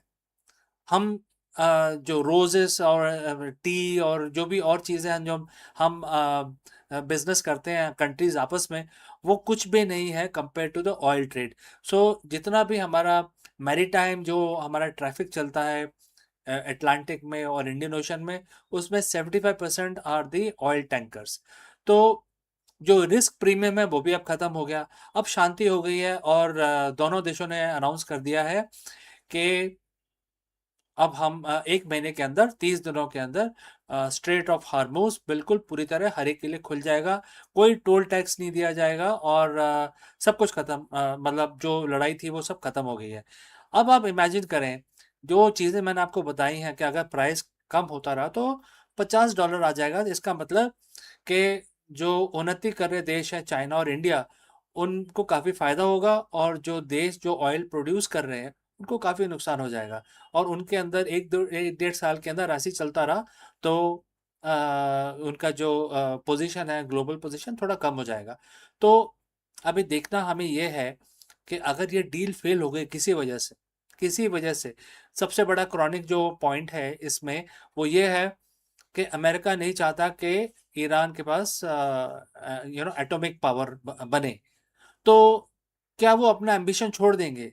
क्या वो कुछ और बैकग्राउंड एक्टिविटी करेंगे? क्योंकि इस चीज़ के अंदर दुनिया के देशों में काफ़ी बैकग्राउंड डिस्कशन और बैकडोर डिस्कशंस काफ़ी चल रहे हैं, और ये जो शांति है अभी हुई नहीं है, वर्बल एग्रीमेंट हुआ है, जिसको ईरान ने भी कहा है कि हमारा एग्रीमेंट हो गया है, और यूएस ने इनके जो पूरे ब्लॉक जो एसेट्स थे पिछले 40 साल से ब्लॉक किए हुए थे, वो सारे आज खोल दिए हैं। आज की खबर ये है कि वो अनब्लॉक कर दिए हैं।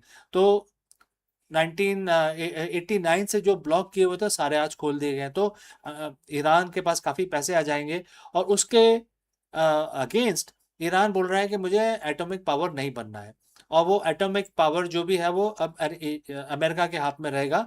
तो ईरान ने अपने ड्रीम्स को गिव अप कर दिया है। तो आपको क्या लगता है, ये एक फोर्स्ड एग्रीमेंट है? अगर ये एग्रीमेंट पिछले अगले 30 दिनों में साइन नहीं हुआ तो क्या होगा? दोबारा से नई तरीके की कोई लड़ाई हो सकती है? एक बहुत बड़ा सवाल है जो आ रहा है। मेरे ख्याल से we have to wait for next 30 days, तब इसमें कुछ क्लैरिटी आएगी। तो दोस्तों, आप इसके बारे में क्या सोचते हैं ज़रूर कमेंट करके बताएं। आपको लगता है कि ये जो पीस है ये लास्टिंग पीस है, या एक कंट्रोल्ड, एक तरीके का कंट्रोल किया गया है, जिससे कि आप कुछ दें कुछ मैं लूँ, कुछ आप, गिव एंड टेक हुआ है इसके अंदर, जिसकी वजह से पीस लाई गई है? कमेंट करके बताएं, ज़रूर बताएं, जिससे पता चलेगा कि आप लोग क्या सोचते हैं। तो दोस्तों, हमारे साथ जुड़ने के लिए बहुत बहुत धन्यवाद। इस वीडियो को लाइक करें, शेयर करें। मिलता हूं जल्दी दूसरे वीडियो में दूसरे एनालिसिस के साथ। धन्यवाद।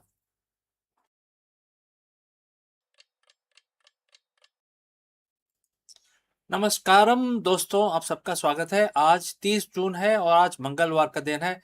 सब जानते हैं कि जो मंगलवार का दिन होता है वो हनुमान जी के लिए समर्पित है। तो आज हम अपना दिन शुरू करेंगे हर रोज की तरह पूजा करके, और आज हम हनुमान चालीसा का पाठ करेंगे। तो ठीक है, हाथ जोड़ लीजिए, नमन कर लीजिए, और हम पाठ शुरू कर रहे हैं। श्री गुरु चरण सरोज रज, निजमन मुकुर सुधार, बरनो रघुवर बिमल जसु, जो दायक फलचार।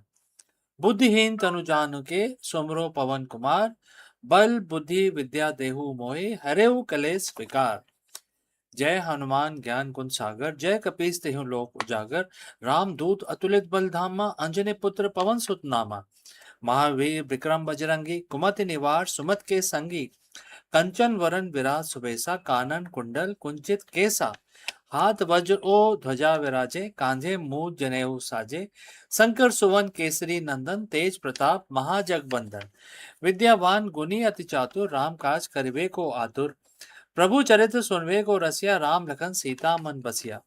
सूक्ष्म रूप धरी सिंह दिखावा, विकट रूप धरी लंक जरावा। भीम रूप धरी असुर सहारे, रामचंद्र जी के काज संवारे। लाए सजीवन लखन जी आए, श्री रघुवीर हर्ष उर लाए। रघुपत कीनी बहुत बड़ाई, तुम मम प्रिय भरत सम भाई। सहस बदन तुमरो यश गावे, अस कहि श्रीपति कंठ लगावे। सनकादि ब्रह्मादि मुनीसा, नारद सारद सहित अहिसा। जम कुबेर दिक्पाल जहाँ थे, कवि कोविद कह सके कहाँ थे। तुम उपकार सुग्रीव वही कीना, राम मिलाए राजपद दीना। तुमरो मंत्र विभीषण माना, लंकेश्वर भय सब जग जाना। जुग सहस्त्र जोजन पर भानु, लीलियो ताही मधुर फल जानो। प्रभु मुद्रिका मेल मुख माही, जलद लांग गए अचरज नाही। दुर्गम काज जगत के जेते, सुगम अनुग्रह तुम्हरे तेते। राम दुआरे तुम रखवाले, पोत न आज्ञा बिन पैसारे। सब सुख लहे तुम्हारी सरना, तुम रक्षक काहू को डरना। आपन ते समारो आपे, तीनों लोग हाँकते कापे। भूत पिशाच निकट नहीं आवे, महावीर जब नाम सुनावे। नासे रोग हरे सब पीरा, जपत निरंतर हनुमत बीरा। संकट ते हनुमान छुड़ावे, मन क्रम वचन ध्यान जो लावे। सब पर राम तपस्वी राजा, तिनके काज सकल तुम साजा। और मनोरथ जो कोई लाए, सोई अमित जीवन फल पाए। चारों जुग प्रताप तुम्हारा, है प्रसिद्ध जगत उजियारा। साधु संत के तुम रखवाले, असुर निकंदन राम दुआरे। अस सिद्धि नौ निधि के दाता, अस पर दीन जानकी माता। राम रसायन तुमरे पासा, सदा रहो रघुपति के दासा। तुमरे भजन राम को पावे, जन्म जन्म के दुख बिसरावे। अंत काल रघुबर पुर जाई, जहाँ जन्म हरि भक्त कहाई। और देवता चित न धरे, हनुमत से ही सब सुख करे। संकट कटे मिटे सब पीरा, जो सुमरे हनुमत बलबीरा। जय जय जय हनुमान गोसाई, कृपा करो गुरुदेव की नाई। जो सतपार पाठ कर कोय, छूटे है बंदी महा सुख होई। जो ये पढ़े हनुमान चालीसा, हुए सिद्धि साखी गौरी सा। तुलसीदास सदा हरिचेरा, कीजे नाथ हृदय में डेरा। पवन तनय संकट हरन, मंगल मूरत रूप।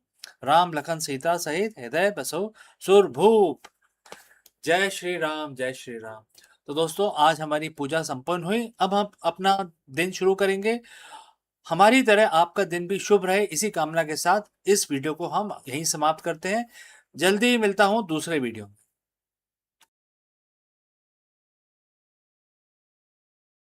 Hello friends, welcome once again. The biggest question in the boardroom today is the CEO or the leadership burnout. And it's becoming a very big problem in the 21st century, especially in 2026.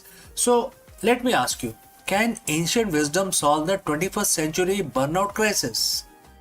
Therefore, in this video, we dive deep into Bhagavad Gita to uncover the secret weapon of the world's most effective CEOs, the inward gaze. While most leadership training focuses on the external strategy, the Gita teaches that the true power comes from the internal mastery. Let us explore this further. Friends, close your eyes for a second, but not that long, because you got a company to run. Think about your morning. How many notifications did you get before you wake up, right? So as you waking up, you see so many notifications in your email, right? A market dip in Asia, a key hire resignation, a competitor's aggressive new acquisition. As a CEO, your mind is battlefield. You are expected to be most external person in the organization, watching the charts, the people, and the future as well. But what if I told you that the most successful leaders in history, the one who remain unshakable when the ship is sinking, don't look outward for their primary strategy. They actually look inwards. Today we are decoding 7,000-year-old blueprint for executive excellence. It comes from Bhagavad Gita, chapter 5, verse 28. It's verse about liberation, but for a modern leader, it's a manual for mental sovereignty. Let's look at the text of the verse 28, right? And the quote starts, shutting out all external sense objects, keeping the eye and vision concentrated between the two eyebrows, suspending the inward and outward breathing within the nostrils, and thus controlling the mind and senses and intelligence. The transcendental leader seeking liberation becomes free from desire, fear, and anger. Quote close. Well, friends, if you have reached this far, please inform us from which city you have tuned in and in which language you are watching this video. This will help us determine the reach of our channel. Alright, moving on. At first glance, this sounds like a guide for a monk in a cave. But let's translate this into a CEO speak. Let's look at it again. Shutting your external sense object, which is equal to filtering out the noise. Data is useful, but noise is deadly. Next is vision between the eyebrows. Single pointed focus, eliminating shiny object syndrome. Next, suspending the breathing, regulating the nervous system. You cannot lead if your body is in a permanent state of fight or flight. Right? Free from desire, free from anger. That is the next phrase. This is the definition of objective decision making. Why does CEO need an inward gaze? Because the biggest threat in your company isn't the competition. It is your own unprocessed reactivity. When the CEO reacts out of fear, they cut cost into too early and stifle innovation. When they react out of desire, they over leverage and chase vanity metrics. When they react out of anger, they destroy corporate culture. The inward gaze mentioned in Gita is about becoming witness. In business psychology, we call this metacognition. It is the ability to watch your thoughts without being hijacked by them. Imagine a board meeting where room is heated, everyone is shouting, and if your gaze is inward, you aren't caught in the emotional crossfire. You are observing the pattern. You are the eye of the storm. That is a secret weapon. It allows you to see the signal while everyone else is drowning in the noise. The verse specifically mentioned equalizing the inhalation and exhalation. What does a spiritual text care about breathing? Well, because your breath is the remote control of your brain. Many of us know this fact. Breathing is the only a process in the body which can be controlled by you, as well as it is involuntary as well. Even if you don't think about breathing, your body continues to breathe, right? So there is a fine line using which you can start controlling your mind. So it's a common knowledge. Now let's proceed further. Science tells us that when you are stressed, your breathing becomes shallow and rapid. This triggered the situation that most of us are, anxiety situation that most of us are suffering. The primitive part of the brain, which controls this whole thing, is basically creating an environment of fear in your brain. You lose access to your prefrontal cortex, the part of your brain responsible for complex strategy and empathy. The Gita was teaching biohacking long before the term even existed. By equalizing the breathing, you manually reset your nervous system. The boardroom application, how does it apply in the boardroom? Before you walk into a high stress negotiation, or before you hit that send button on a difficult email, you practice verse 28. You equalize the breathing. You move from state of threat to the state of resourcefulness. This is how you command a room without saying a word. And that is a true executive presence. The final part of the verse says this path leads to liberation. For a CEO, what is liberation? It is a freedom from being a slave to the stock price, slave to the ego, or even opinion of the industry. So Gita teaches a concept called Nishkam Karma, acting without attachment to the results. This doesn't mean you don't care about profits. It means you are so focused on the excellence of the process that you aren't paralyzed by the fear of the outcome. When you are free from the fear of the and desire, you can make hard decisions. You can pivot the company when it is unpopular. You can stand by your values when it is expensive. You are liberated from the need for external validation, which makes you one of the most dangerous and effective leader in the market. So how do you master this inward gaze?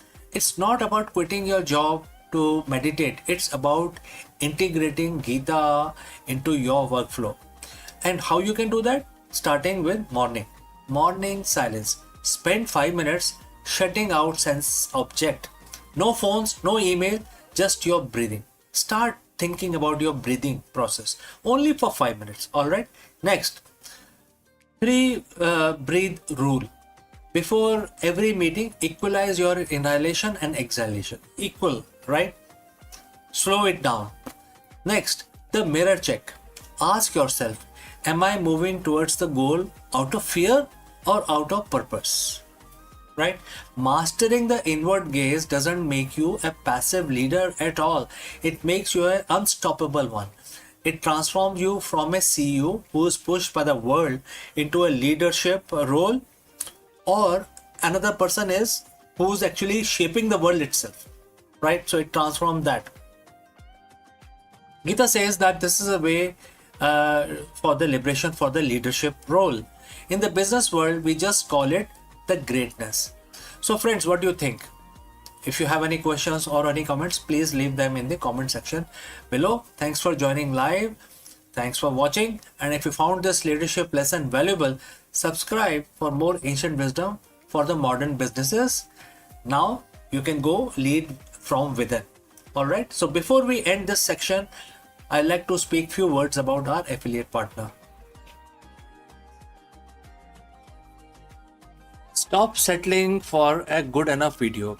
If your built-in laptop camera looks like a grainy mess, it is time for an upgrade. Want to instantly level up your video presence? I like to present the Lenovo Performance FHD webcam. This is a game changer for your desktop setup. Technically, this is packed. It has a very sensitive RGB sensor, very crisp photographs it takes. Also comes with 2 microphones on board, which helps you to record very clear voice in stereophonic format. And these microphones are very sensitive. You can actually move away from the camera up to 2 meters and these microphones will pick up your voice without any problem. This is a very strong piece. This is very sturdy.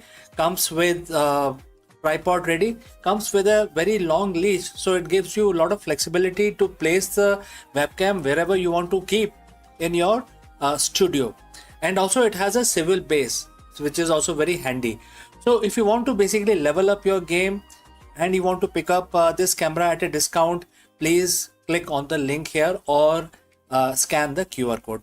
Now let's get back to our video. For centuries, silence was the cruelest prison for those trapped by paralysis. Mind alive with words, yet bodies unable to release them. Now, science has carved a doorway through that silence. A neutral implant nested deep within the brain has transformed into voice, allowing man once muted by paralysis to speak again. It is not just technology, it is rebirth of dialogue, the return of laughter, and the restoration of human connection. In this moment, circuits and neuron conspire to prove that even silence can be rewritten. So let's find out more about this. In the hushed corridor of medical history, there are moments when science does more than advance. It is redeemed. One such moment unfolded recently when a man living with severe paralysis spoke again. Not through the movement of lips or the vibration of vocal cords, but through the silent language of his brain. A neutral implant, delicately actually placed within the fold of his cortex, became the bridge between thoughts and sound, making a leap in assistive technology that feels both futuristic and profoundly human. Paralysis is a thief of agency. It locks the body in stillness while leaving the mind restless, alive, and yearning to connect. For decades, a patient relied on pain taking method like eye tracking devices, letterboards, or laborious typing system to express themselves. Each word was battle against time and definitely a limitation. But this breakthrough actually changed the battlefield entirely. Electrode embedded in the mind, captured by electrical whispers of intention. Algorithm translate those signal into phonemes, and synthetic voice actually carried them into the world. For the first time, the thought itself became a speech. So friends, if you have reached so far, please let us know from which city you have tuned in. That will help us to determine the reach of our channel. So moving forward on this interesting topic, what makes this achievement extraordinary is not just its novelty, but its durability. Earlier, the brain-computer interfaces often flattered, and they are promised deemed by scar tissue or fading signal strength.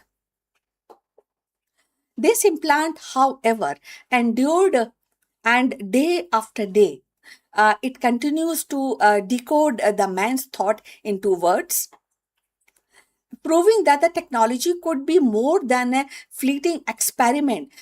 It could be lasting lifeline, and the patient could converse with family, express emotions, and reclaim the rhythm of dialogue. And in this exchange of silence was not merely broken, it is banished. Now the implication ripple outward. Imagine a classroom where the students with disability participate without barrier. Workplace where paralysis no longer excludes, and home where loved one hear not just gesture but voices. So this implant is more than a medical device. It is it's like a more of a restoration of dignity, a reminder that communication is not a luxury but a human right. It transformed the isolation into connection, and connection into belonging. Yet, as with all great leaps, question arise. Who owns the data flowing from human brains? How do we safeguard the privacy when thoughts can be translated into words? And what happens when such technology moves beyond therapy into implants and into enhance, when the healthy individual seeks implants to accelerate learning or multitasking? The line between healing and augmentation blur, and the society must decide how far it is willing to cross. And these debates are not distraction, they are the ethical compass that must guide innovation. So for now, though the focus remains on the man whose voice was returned, his the first word were not technical jargon or clinical proof, but a simple expression of gratitude and love. In that moment, the science become human. The implant was not just electrodes or codes. It is definitely a laughter, storytelling, and everyday poetry of speech. It is definitely a reminder that technology is the highest calling is compassion. So this breakthrough marks a turning point in assistive technology. It demonstrates that brain-computer interface can be resilient, transformative, and deeply personal. It shows that silence need not to be permanent. And it reminds us that the ultimate goal of innovation is not progress for its own sake, but a restoration of what disease has taken away, the ability to speak and to connect and to be heard. For the patient, each spoken word is a victory reclaimed from years of silence. The future of neurotechnology is unfolding, and with it, the promise that no voice will remain unheard.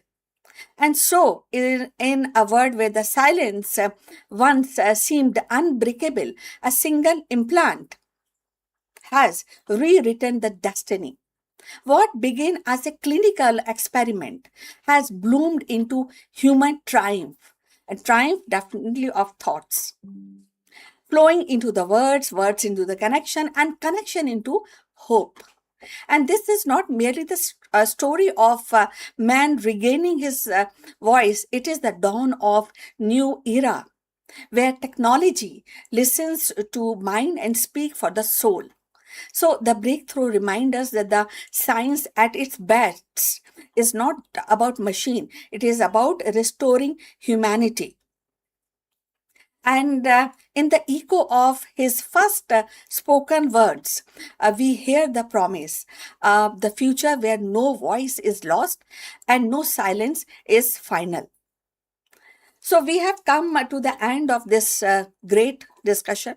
We look forward for your comments on this technology which is unfolding, and we will also request to like and subscribe our channel and look forward for your comments and see you in the next one. So bye.